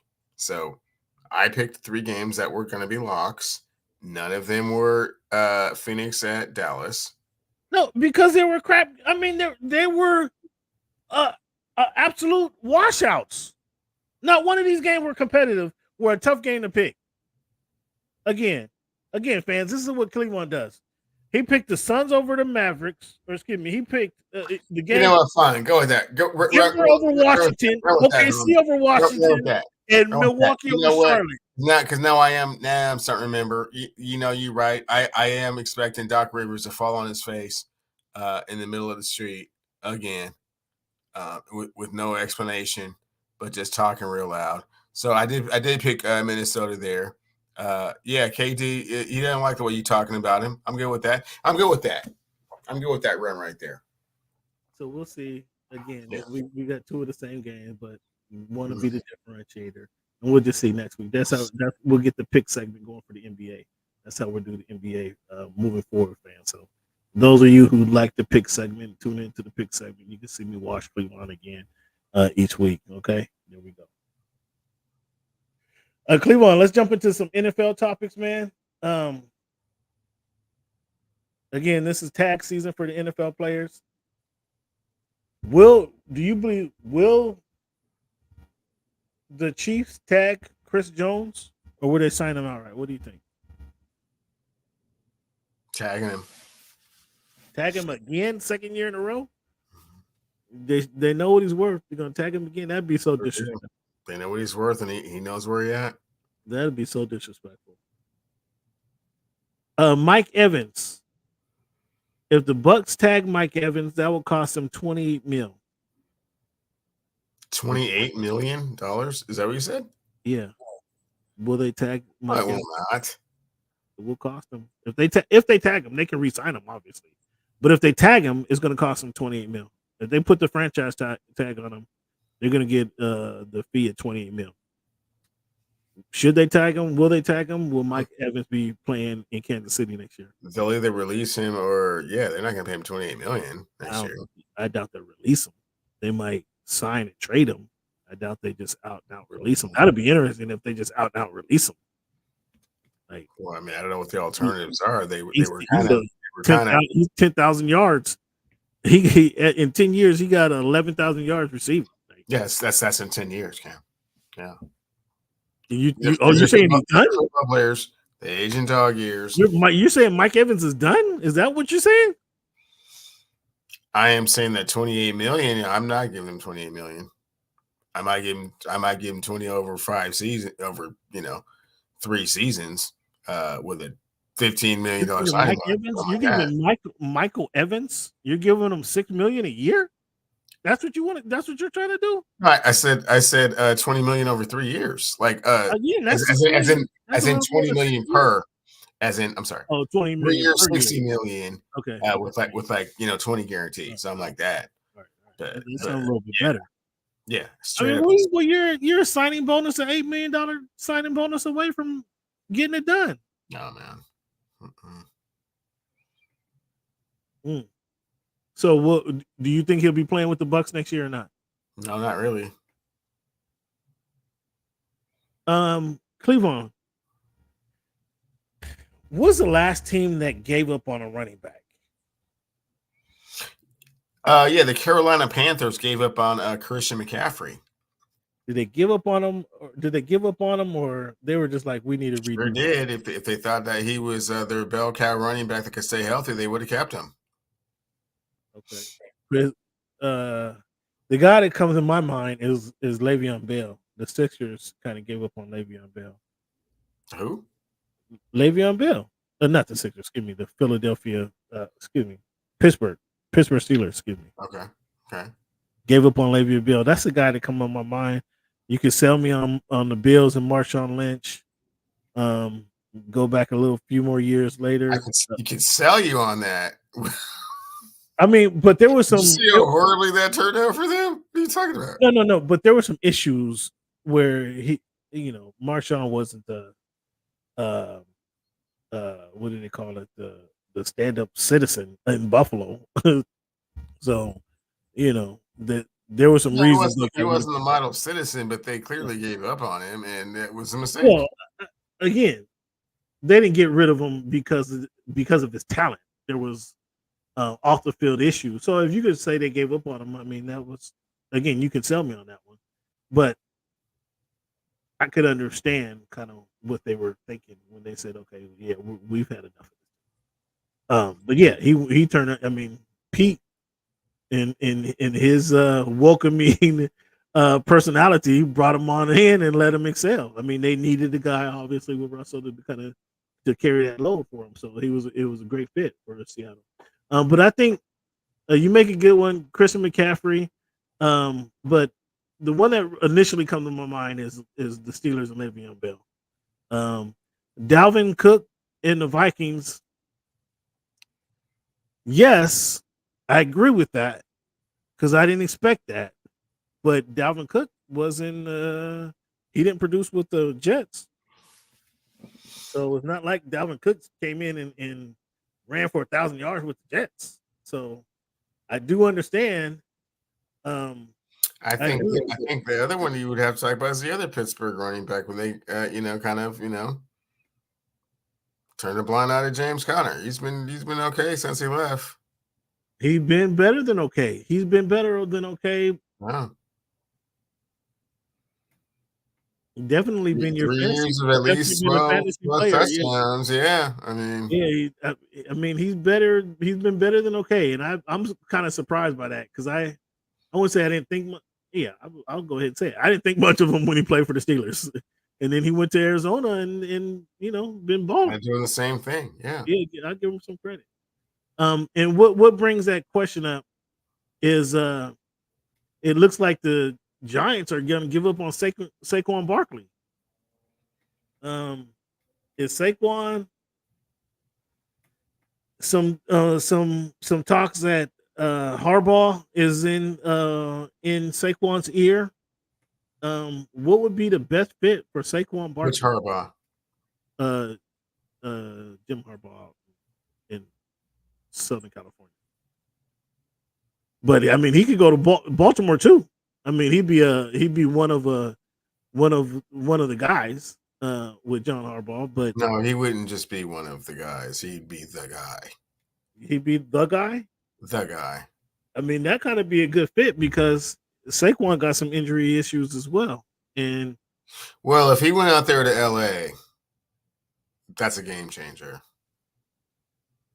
Game changer. That again, that's what Harbaugh was. I heard Harbaugh been on the phone with him. Oh man. Swift in Detroit. I never understood that. I did not understand why Detroit just revamped their running back. But look how much better they got though. With Montgomery and Jahmyr Gibbs as opposed to Swift. Oof. I mean, they had Swift and somebody else, so they had Swift and another dude.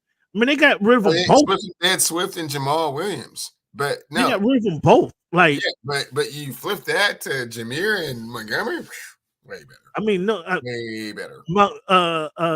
Gibbs has been incredible. I didn't expect that much from Gibbs this season. Montgomery and Swift, they're kind of the same player. But it looked like Swift is Philly is about to give up on Swift. I don't know what the deal is with Swift. He looked like he ran hard to me. He looked like he produced for me when they gave him the ball. The Phillies' problem, they didn't give him the ball in the second half of the season. You can't blame that on him. That's not his problem. He didn't get the ball. That was the coaching. But yeah, I mean, I didn't understand that. But yeah, they flipped that to Cleveland's point. Gibbs has obviously been impressive. Montgomery, you getting some production, so you're not disappointed in what you're getting. But I thought Swift can still give you that same production that Montgomery gave.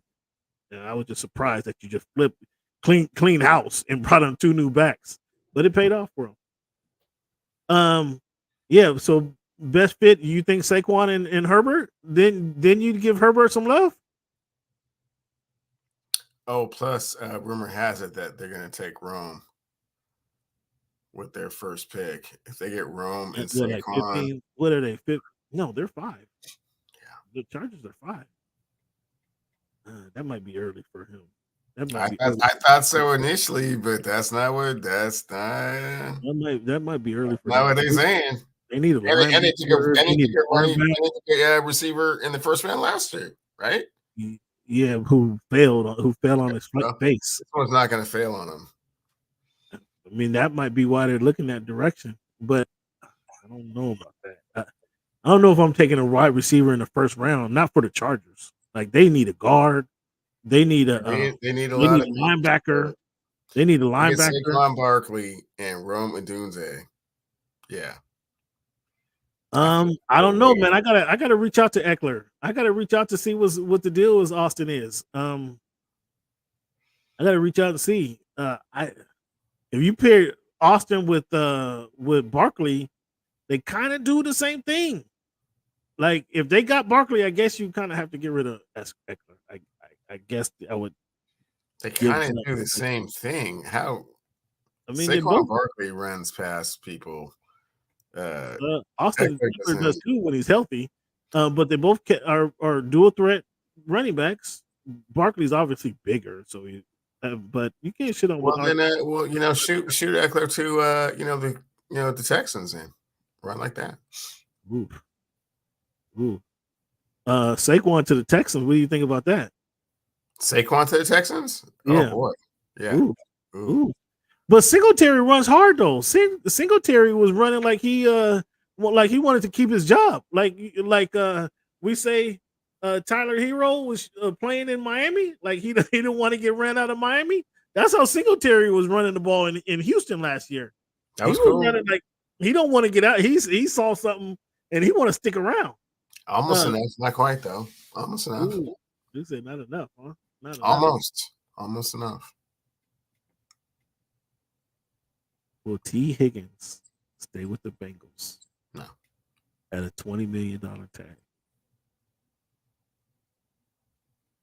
No. No. If I'm the Bengals, bro. If I'm Joe Burrow, I'm going to yo, coach. Yo, coach. Let me open up my wallet to see what I got. Yeah, Cam, this is an organization that doesn't feed their team lunch. I mean, you know. Things have changed with Joe. Things have changed with Joe around there. Yeah, they gotta pay Chase. Yes, they gotta pay Chase. That's without a doubt. You don't even question that. Okay, Chase. What's it gonna take? What's it gonna take, Chase? It's gonna take 25 a year. So I believe what SB23 is saying is you have to be proactive and you can't have two $20+ million receivers on the roster at the same time. So why not? Why not? Because they're the cheapest organization in the NFL. But they got the best. They got arguably one of the best. Yeah, man. What part of the cheapest organization in the NFL didn't you understand? They're getting. They won't go broke. They're not going to go broke. They're profit sharing in the NFL. They don't feed their players. That was pre 2010. That was pre Joe Burrow. Pre Joe Burrow. You're in a different world. You're in a different stratosphere when you have Joe Cool behind center. Hey Cam, they're not going to pay two receivers $20+ million. That's not a thing in Cincinnati. So my man, shit, why am I having a brain fart on the running back? He's 28. Joe Mixon. Joe, sorry, Joe. Sorry, Joe. They may go get Austin Eckler. No. Well, it's different though. The Chargers receivers were old and injury prone. Period. Old. Keenan Allen is great, but he's injury prone now at this stage of the career. They're Mike Williams is injury prone. Period. Receivers $20 million, 20+. And actually, Jamar Chase is already. Let's be honest, he's $30 million. 30. Come on, Jamar. We need Jamar. We can't pay you $30 million, Jamar. Yeah, we can't pay you 30. We can't pay you 30, Jamar. $30 million. I mean, Jamar, if we pay you 30, Jamar, we're gonna have a rookie on the other side of you. That means you're double teamed all game long. All season long, you're gonna be double teamed. Not necessarily a rookie. You don't know who's out there. If we have T. Higgins though. All you know is that T. Higgins is not going to be on the other side. And Jamar, again, listen, if we have T. Higgins jumping in people's pocketbooks, trying to plan out their life for them. I'm just trying to say, they can plan out their own lives for themselves. Starts at $30 million. Yo, Jamar, come in and talk to us, buddy. Come in and sit down. Yeah. And here in Cincinnati, Ohio, yeah. No, I see how you guys do things. Yeah, man. Don't talk me to death about nothing. Ooh, 30 off the top, huh? 30 off the top. Oof. I don't really like it here anyway. I mean, I like playing with JB. We've been friends forever. I really don't like it here anyway. How are we now you gotta go somewhere else other than Cincinnati, Ohio? Oof. Oh my goodness. I have to have that conversation. I just can't write the blank check. I have to I have to explain economics to the kid and say, if we give you 30. See, that's where you be going wrong. He already understands the economics. That's why he set the number at 30. Well, he don't understand the economics. If he set the number at 30, it's like now it's you and Joe and you're double teamed all season long. See, you're getting into the nature of things. You're getting into what could be, and this is such a great combination. You talk about the economics of it. No, 30. Boyd ain't Higgins. I like Boyd. Boyd's a great 3. He ain't rolling the coverage that way. He's not rolling that coverage because you not questioning should we double team Boyd or Chase. That's not a question. Well, yeah, He Cincinnati's didn't- got some tough decisions to make because they could potentially lose all three of their receivers and just have JB. That would be tough. They're not gonna leave them all. They're not gonna lose all three. I need Chase to be a team player. Chase. Why? He's a team player. Chase, come be a team player, bro. He's a It team ain't all player. about you. It's not all about him. It's about what the market. It's about what the market will bear and dictates for it don't receivers. Come on, Chase. AJ Brown makes $25 million. DK Metcalf makes $25 million. What are we talking about here? DK making 25? Yeah.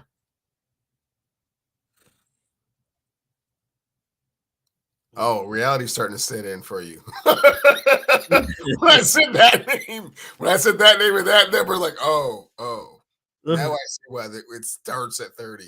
Yeah.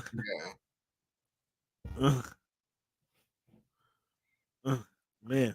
Oh. Chase, let's talk about this, man.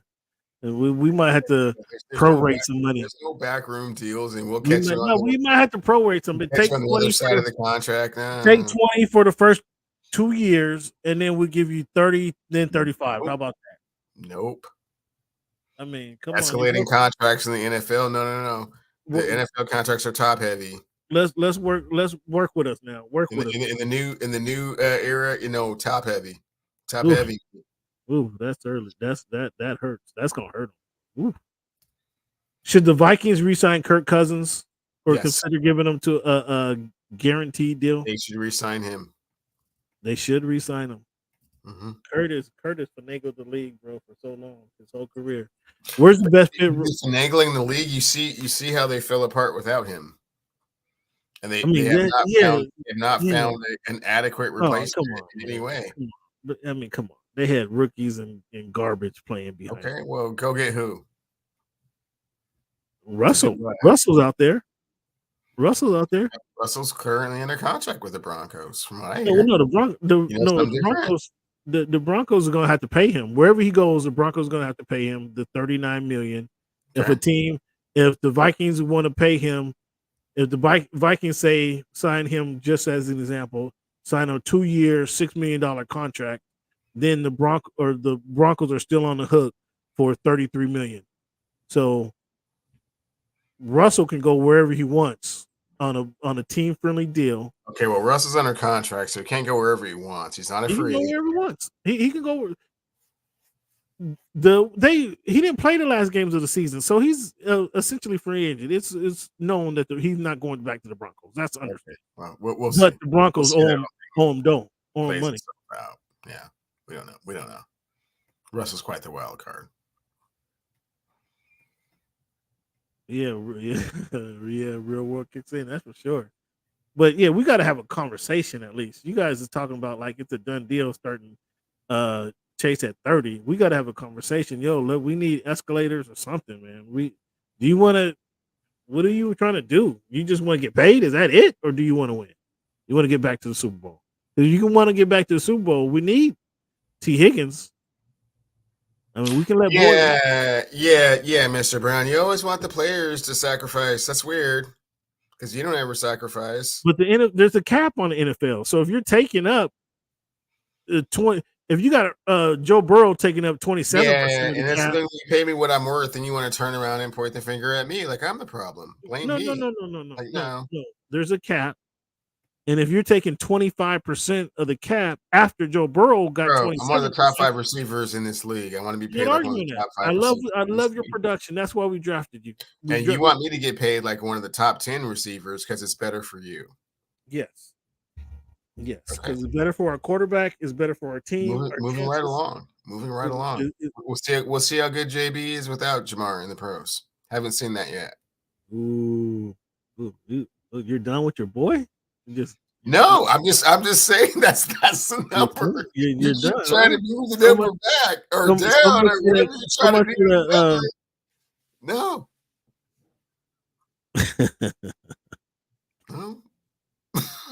That's what the number is. Exactly. So much for your locker for your college teammate, huh? So much for that guy, huh? That Oh wow! friendship. Now he's trying to get into camaraderie and loyalty, and man, I mean, come on, you guys. I thought you guys were trying to do something together here. they are something special. I mean, not no more. Not if you won 30, Chase. Wow, I don't remember JB taking a big pay cut. I think he's at $250 million, right?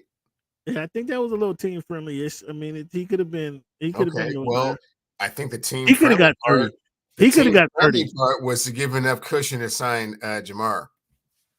That was. It was. But now, Jamar, we need you because we need T on the other side. Yeah, I'm not sure what you think life is going to be like without T over there. Man, okay. I mean, I don't Okay, know. show enough over there playing fantasy football. No, this is real. this ain't college where you guys just can throw out it, run any play and it no. works. You know, you just we need to have some scheme on it. We need to have some scheme going on here, and that means having T on that other side over there. What's the best fit for Russell? Russell, the Steelers, Falcons. Vegas is the best fit for him if he goes there. Vegas? Yeah. I mean, did you call Sierra? Did you? Sierra might want to go back home to Atlanta. I did. She's right now. I mean, you know, she's okay with going back to the ATL, but she's a West Coast gal now. She would prefer to be in Vegas. Not Pittsburgh, not Minnesota. No. She dealt with enough of cold, huh? She dealt with the 206 constant precipitation. Yeah. She'd prefer to be in a better climate. Yeah. Minnesota and or Pittsburgh, no, would not work for her. Interesting. Tell JB to take a haircut and restructure, huh? Ooh, wow. SB put it all out on the table. Put it all on the table. I mean, put it back on JB, and you already said JB already did that, huh? He said get that Kelsey fade. He said fade it up even more. Get that Kelsey, huh? Yeah, that's a cold one. That's a cold one. So Cleveland. Well, I got this trade option that I heard. Who says no to this deal, Cleveland? Who says no to this deal, fellas? Miami Dolphins wide receiver Jalen Waddle for Kansas City Chiefs cornerback McDuffie. Chiefs say no. Chiefs don't pay their cornerbacks. Chiefs do not pay their cornerbacks. No, they paid Peters. No, they didn't pay Peters. Peters went to the Raiders. And they paid a few safeties. The cornerbacks. Chiefs do not pay their cornerbacks. That's why they're playing with McDuffie and Snead. But McDuffie's not ready to get the payday. This is his second year. This was his second year. He's going in the third year. Okay. Right now. So he's going to be contract ain't over. He's going to be well. You're going to have to pay him if not this year, the next year. If you can get Jalen, Chiefs, you don't want Jalen Waddle. Chiefs. I don't know. This was a script. This was a head. They can do it without a number one receiver. What now? I'm sorry. So the Chiefs have proven that they can do it without a number one receiver. Jalen Waddle's not a number one. I mean, if he went to the Chiefs, he would be. If he went to Carolina, he would be too. But that's not what we're talking about. He's not a number one receiver. Oh, listen to you. Yeah, I take McDuffie. I take McDuffie. Yeah, certainly would. You saw the way McDuffie was covering in the Super Bowl. I take McDuffie because what you call it? No, and the reason this is even a topic is because Xavier Howard is not going to be back with the Dolphins. Oh, he's priced. You guys finally messed around and lost Xavier Howard. I mean, after all these years, he's been injured in the past 2 seasons, and he's at 28. He's making 28. That's too bad. So we need to replace. We need a young stud back there. Already done with him, huh? We need showing him score. I mean, life comes at you fast. You walk him down the Griselda Blanco Boulevard, man. Down a little thing. Life comes at you fast. So that's all I'm saying. Life comes at you fast. So Cleveland, did Teddy Bruschi changed your mind on Mahomes. You heard what Bruschi said. You like what Bruschi. You like Teddy Bruschi. Did he change your mind on Mahomes? On Patrick Mahomes? No. I mean, I'm not even gonna go deliberate this whole situation again. I just want to ask you, since Teddy Bruschi validated everything I was trying to say, I know you seen the video because I texted to you. You didn't. You oddly enough didn't respond, like you didn't see it, like it did. Oh, you said you're not getting your messages. You're not getting your attachments. Is that the BS you told me? No, that was earlier. I had to get my phone fixed, and yeah, man, it's too early. I'm not into that 4 and 5 or 3 and 4, and that's just like defines an entire career. That's just not. I never said it defines an entire career. No, you said he's the greatest quarterback in the history of football. Already, I don't need to see no more. Right. I didn't say his career is over. I just said I need to see another more. step from that. And I just said I need to see more. That's all I said. Okay, if that's what you believe, I believe you hate still. I believe you hate, man. You're not saying things clearly. That's what I'm going with that on that. Because there's no way that you can. Well, there is a way, obviously, but that shouldn't be the way that you see things. Patrick Mahomes is already. Fans, I want to give yourself a round of applause for tuning into the Voice of the Fans podcast. We appreciate you guys. Sorry if I was on air smacking, and I know the sound wasn't glorious, but Cleveland had a debt to pay, and boy, that full moon was good, man. It was nice and tangy. The white sauce with the chow chow. If you guys get some of that chow chow, we got another segment, Boots. The white sauce with the chow chow, man, that's something else, man. It's a Alabama staple. Is that white sauce? But fans, what we do each and every week, man, we give you the different segments of the show. We start off with our numbers game. We give you a quote inspirational quote at the end of the show, and then what we do is give you the this week in history. So here are some topics, Cleveland, or some things that kind of happened this week in history. Just educate you, Cleveland. Let me know if you've heard of any of these storylines. There's a couple storylines you've heard of before, I'm sure. But let's see where we go. February 21, 1961, Otis Boykins, inventor, patented electric resistor, the device used in all guided missiles and IBM computers. The electric resistor, Otis Boykins. That was 1961. Oftentimes, inventions get named after the inventor, right? Oddly enough, we haven't heard of the Boykins resistor for some reason.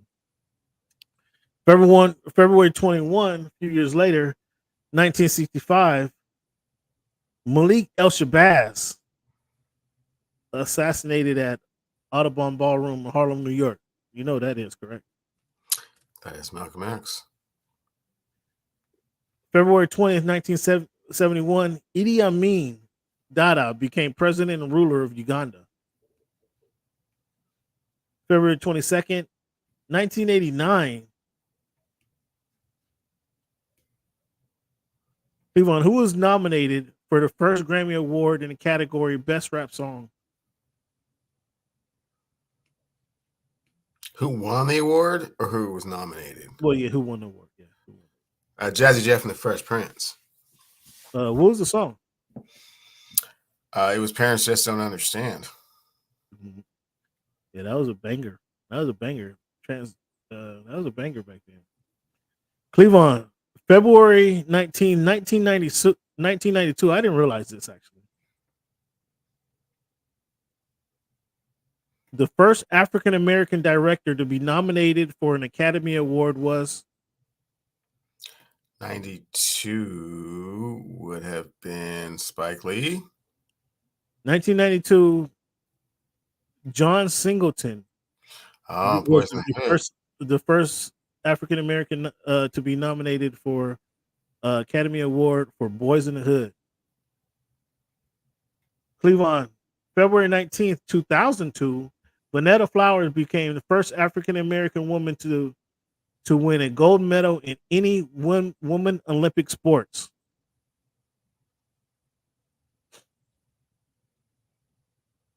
That's Singleton, right? Singleton, right, Boots? February 17, 1997, Virginia House of Delegates vote to unanimously retire the slave song. Well, did that one last night. We'll get rid of that one. February 20th, 2011, 60th All-Star game played at Staples Center. So had to be a good game or entertaining game because it was in Los Angeles in 2011, according to Cleveland in his geographical reference earlier. West beats East 148 to 143. Do you recall who the MVP was in that game? It was in Staples Center. Kobe Bean Bryant.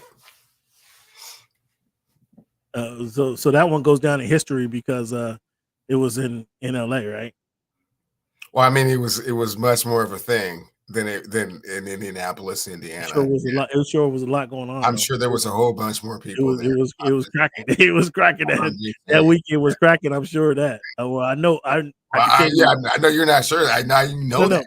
I could speak to that specifically. Yeah, from experience. Yeah, that one was cracking. Yeah. Actually, yeah, I had such a good time at these NBA events. I actually bought some gear. And I usually don't fund those events, but I actually walked away with some gear. Nonetheless, a story for a different day. February 21, 1993, Cleveland. 43rd All-Star game. West beats the East, Cleveland, 135 to 132. Co-MVPs in that game.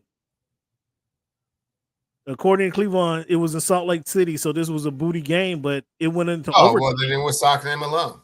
Thanks for playing. But that had to be a piss poor game because it was in Utah, according to your geographic reference. It was. Get out of here, man. Cut it out. But the game went in overtime, so it wasn't that bad. Great. It couldn't have been bad. That was cool. That was fun. See. Mm-hmm. Can't even drink it. All right, Cleveland.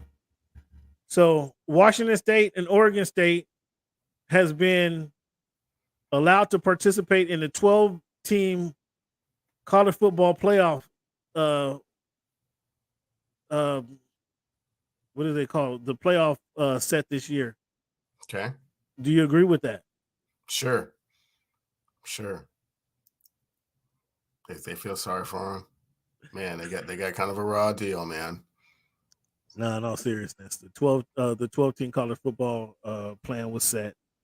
5 highest ranked teams, 5 highest ranked conference championships will be going. Next is the 7 highest ranked teams. 4th highest ranked conference champions receive a first round bye. So 4 teams received a bye. The cool thing about this format is Notre Dame can't be higher than 7th because they won't be a conference champ. So it's the price you pay for being independent everywhere you go. I mean, I don't know how much more it could be expanded. No, they're already talking about it. I mean, we'll have to see how these 2 years go, but hopefully the 12 32 teams that we're going to come down to. That's a bit heavy, but yeah. Well, I mean, what's the next step? What are you going to do? You're at 12. You going to go 16? He just said 14. We'll see how the 12 looks. Nah, I mean, I think 8 probably would have been enough, actually, for a playoff. But we'll see. Right. I mean, pretty soon the playoffs is going to start. I mean, it's going to be good because all of December is going to be playoffs. So that for that purpose is, And all of December is going to be playoff games. If I they're hope going the to 12. I hope the 12 works out. I mean, that's probably plenty. You know, yeah, that's to three. appease That's three everybody. solid I mean, weeks. you'll have what 7, 8 SEC teams, and then 4 other teams. You know, 7, 8 weeks. Cleveland. Now I got an Xbox that hasn't my Xbox Plus. I don't even know it's 3 years old now. It's still in the box downstairs. PlayStation is out. I haven't plugged the PlayStation up in at least 3 years. But EA Sports NCAA football is coming out in May 2025. I might have to get back on the sticks when this game comes out. Did you ever play college football? You didn't play. You didn't play video games like that. Okay, say no more. Thoughts on Rick Pitino slamming his players? Did you hear Rick Pitino, man, just trash the whole squad? I mean, I'm surprised he didn't have people quit after that. They can't play. This isn't a defensive team. They can't move laterally. They can't shoot. They can't play D. I've been trying to get these guys to make a bounce pass for 2 seasons. Like, come on, Rick. Like, what's really going on here, dog? no, I've just been so disappointed that Rick gets a chance to have another program. I mean, after all of the things that he's done, and the way he leaves these programs, aflame when he leaves them, it's right. It's embarrassing, really, that they continue to give him chances and opportunities to, rekindle, past greatness, and try to rekindle past. I just don't take him seriously, to be perfectly honest with you. Okay. Is Messi enough to get you to watch the MLS? Like when Messi came up there to play the Sounders? I don't think he ever made it up here. Really? No, for real. He did. That would have been like a huge thing. He never made it. He been everywhere else in the MLS. Okay, he's playing this weekend. Is that enough to get you to the MLS? Like the LA, is it on Saturday? LAFC Seattle goes to LA to play the LAFC. Are you following the Sounders at all? I follow the Sounders, especially when they get to the cup and win the cup and stuff. But I haven't followed them in a couple of years. They play games before they get to the cup. I know it. You got to see how they do it. You can't just go to the championship game. I go to some games here or there. Come on, but not a lot. I'm not gonna lie to you and say I'm a devout Sounders fan. Hey, check it out. No lie. All jokes aside, LAFC from 2017. I left LA in 22. From 17 to 21. That was the best ticket in the city. That was better than like the game. Well. Yeah. Look at you already putting your foot way in your mouth. Better than visually, the Laker. There's no better place to be than a 100 level at a Laker game during halftime and timeouts. Visually, there's no better place. So fans, what he's trying to say is that the soccer games are kind of cool. You should go sometime. I think that's kind of what he's trying to say. but he started out with, it was a better game than watching the 17 NBA champions. For sports fans, this isn't true, fans. The experience was much better. The experience was a much better. They cheer and stuff, they chant. And it's cool. They jump up and down in unison and stuff. You don't know nothing. It's hella cool. You don't know nothing about it. The field is beautiful. You don't know nothing about it. You don't know. They're passionate fans. You don't know. You haven't been to an MLS game. Just say that. Just say I've not been to an MLS game. I've been to MLS games. Just say that. Just say that. The Sounders that won the MLS Cup that year. I think they beat the LAFC. I think they beat LAFC that year. Okay. Well, but the MLS games are off the hook. And sure. I don't know if you've been. They're not like Laker games though, so real. They might be like Clipper games. I'm sure they're much better than Clipper games, but they're not like Laker games. And they're certainly not like Dodger games. So most definitely they're way better than Dodger games. Way better than Dodger. Sorry, perhaps again, perhaps Shohei Ohtani's in town. Well, yeah. I mean, it's a different Dodgers games is going to be a different. It's going to be a different vibe this year with Shohei and time. Sure. But yeah, I mean, come on, you're sitting on. Well, I hear what you're saying. Soccer games are fun. You're sitting on your hands for 7 to 9 innings. Oh my gosh, soccer games are fun. The suspense. Sometimes it's 0-0. Sometimes it's 1-0. It's great. Again, the atmosphere. Yeah, I can tell you. No, I've been to all these games. You can't tell me I've been to umpteen NBA games in Los Angeles. I've been to umpteen football NFL games in Los Angeles. I've been to umpteen. I know, but you only like the Chargers. They're not very good. So I've been to multiple Rams games in Los Angeles. I'm telling you. That's like an LAFC game. The viewing experience for an LAFC game, man, was off the chain. The viewing experience. So you had good seats. Okay, that's cool. Well, I was in the box. Okay, well, great. Great.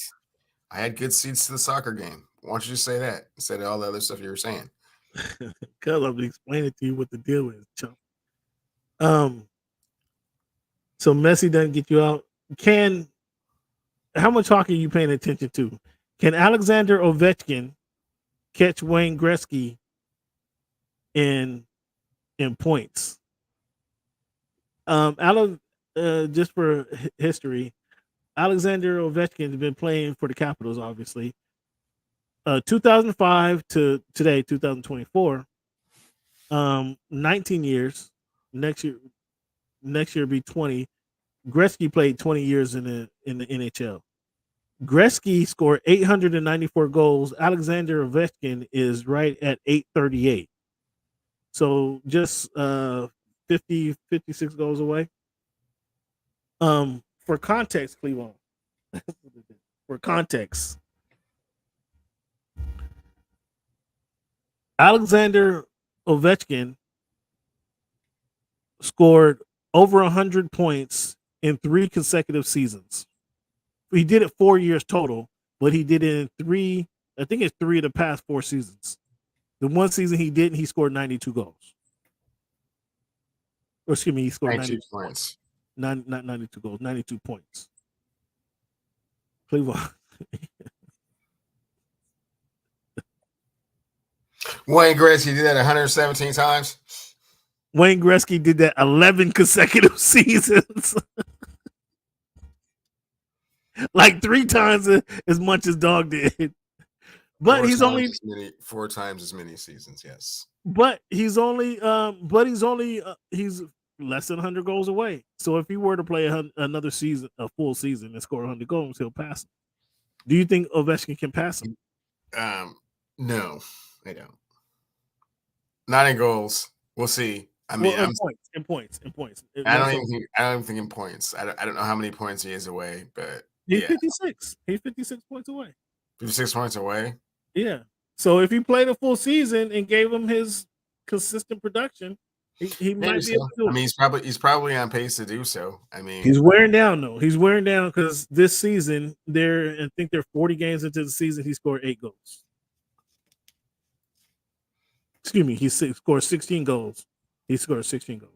So it'll be close. He has to like really turn it on, and so to do it. But if he plays next season, they'll leave him out there to break it. I mean, for sure. I mean, records are meant to be broken, but sometimes, like you say, you have to put the record in context with regards to the other players were, and I don't think he surpasses.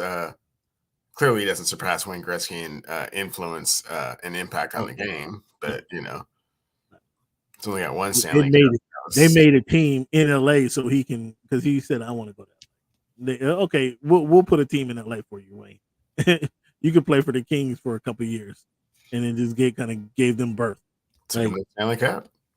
I mean, but that's crazy. Like they just said, he said, "I want to move to LA." They said the NHL says, "Okay, we'll have a team in LA for you to play." You know what? We ain't ready for you to walk away into the sun. You didn't move to some expansion team. They traded for him. I mean, come on now. I mean, they already had a team. They put in a team in LA for him. Come on, cut it out. Should Mike Trout ask for a trade?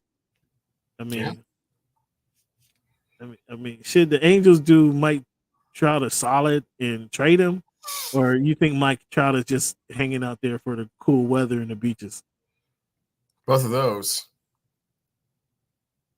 Yeah, I think that he's long since not really cared about winning. If it was, he probably would have asked for a trade a long time ago. I mean, they went through the Shohei, Rendon experiment. It didn't work. You hear what Rendon said? Yeah, This he is doesn't my take baseball serious. It's never been his priority. dog. Dog. I mean, Probably should have figured that out before you gave him the $200 million in guaranteed money. If he yeah, has other hobbies and interests that take precedence over playing baseball. I mean, yeah, that's not who you want in the clubhouse. Is that back and kind of walk that back, right? But I mean, come on. Is that Rendon being disrespectful or him being honest? What do you think? It's both. He's being honestly disrespectful. Honestly disrespectful. I mean, come on, dog. I mean, just to say this is my job, and I'm gonna do my job, but nothing. I mean, come on, bro. Trout is he gonna stick around for it? What's going on with the Mariners? Anything of note? Man, spring training, everyone starts out with optimism, and we'll see where it goes. I'm not jumping on the optimism train right now.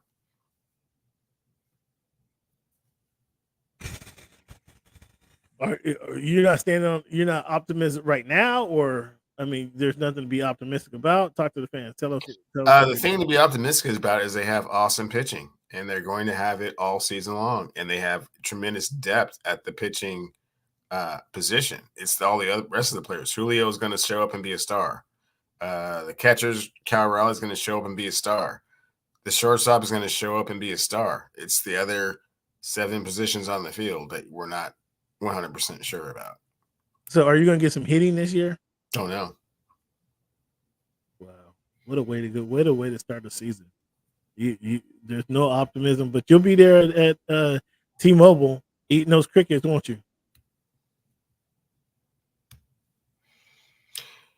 Cam. Fortunately, I do have a little bit of a hookup to some to the crickets. Not to the crickets, but to watching the games from the suite level, like you were saying. So I will attend some games, but the optimism. I mean, are your suite level seats? Are they looking out over Lake Union? I mean, that'd be a hell of a place to take a date to. Just looking out over Lake Union and not worried about what's going on in the field. Right. No suites actually face the field. They don't face Lake Union. So. Oh, so you're in the outfield. No, third baseline. Okay. All right. Well, in that case, I don't know if that's such a great dating opportunity then, because you'll be forced to look at that trash that's on the field out there. And right now, you can throw punches because that's what. You call him for Bellinger again. You know what I'm saying? Somebody needs to sign him. Something wrong with him. Boots. I mean, nobody's signed him at this point. That's weird. Do you guys hear these baseball players complaining about these new uniforms? Yeah. What's the deal? Are they going to change the uniforms, or you think they're going to make them ride with these uniforms? They'll change them if everybody doesn't like them. Yeah. Go back to the manufacturer. Something's wrong with it. So will the Mariners make the playoffs? Let's get Cleveland on the right now in baseball season. I have absolutely no idea. If I had to handicap it right now, I would say no. Okay, so you're not excited for the season. You're not excited. I got you. There's a long history as to why you shouldn't be excited about what the Mariners. I'm not excited about the Mariners right now because the owners are playing cheap. And I mean, right now, when were you? Nothing worse. There's nothing worse than a cheap owner of a professional franchise, a professional sports franchise, I should say.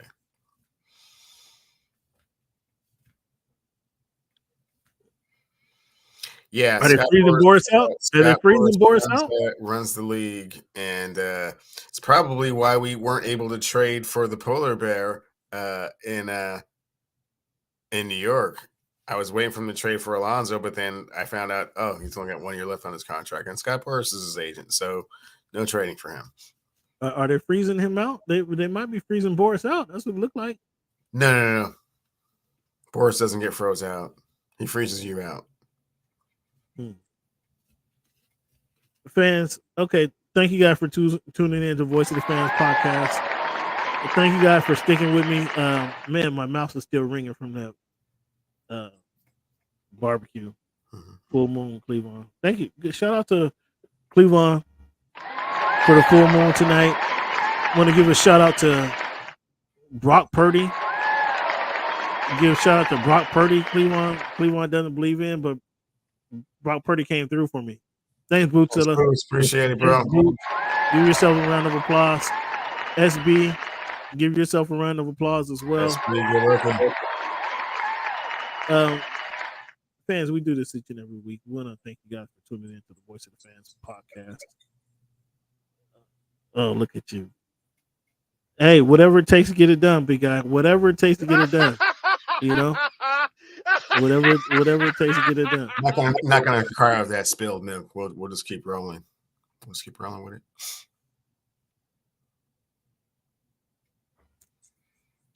Fans, each and every week, again, as I mentioned, we play our numbers game, which Cleveland started off the show with. We give you some history lessons with This Week in History, some stuff you may have heard of, some stuff you may not have heard of. If somebody else you know is giving you this combination of stuff, playing the numbers game with you, giving you a history lesson with This Week in History, and then give you an inspirational quote, I want to know about it, fans. So tune in to Voice of the Fans. Or excuse me, hit me up at _ Voice of the Fans, at _ Voice of the Fans, if that's going on, because I want to know about it. Maybe do I need to change up my format? What do I need to do differently? Because I don't know that that's happening. And even if it's happening, I need to be better prepared. I need to better prepare myself. So let me know if you know if that's happening before. Let me know. Hit me up at _ Voice of the Fans. That's at _ Voice of the Fans. If you know of that happening before, let me know just to kind of educate myself. And then, a shameless plug here. There's where you can find us at _ Voice of the Fans, at _ Voice of the Fans, right there. Here's the reason why we were playing, or why I was grubbing today. It's supposed to be 2 pounds, but you see Cleveland a little salty. Bringing that salt back again. Hit us up at _ Voice of the Fans. Fans, I need donations, man. We need some donations to make the show better. Cash App, $ Voice of the Fans, $ Voice of the Fans on the Cash App. Hit us up if you like what we do, man. Donate to the pride. I'll take $1. I'll take $2. I'll take $20. Whatever you got. Help a brother out. That's all what I got to say. Again, we do something that nobody else does. By giving you an inspirational quote, playing a number game each and every week, and then giving you This Week in History. The quote I'm going to leave you guys with tonight is from Harriet Woods. You can stand tall without standing on someone. You can be a victor without having victims. That's Harriet Woods. You can stand tall without standing on someone. You can be a victor without having victims. Man, so go out there and be a good teammate this week. Help somebody out. Pull somebody up rather than push them down. Just do your part to make society such a better place. I'd appreciate that. Your fans and supporters will appreciate that. Let's give Cleveland a round of applause for participating on the show today. He livened up a little bit. I appreciate that, Cleveland. Thanks for livening up. He started the show salty, didn't want to talk, was angry because I was smacking on air. Man, thank you guys. Congratulations to all those who suffered through that. Give yourself a round of applause. And lastly, fans, I want to say thank you for making our voice your choice. Enjoy your night. Enjoy your week. We'll see you Sunday for the Sunday special. Hopefully, we'll see all of you then. Take care.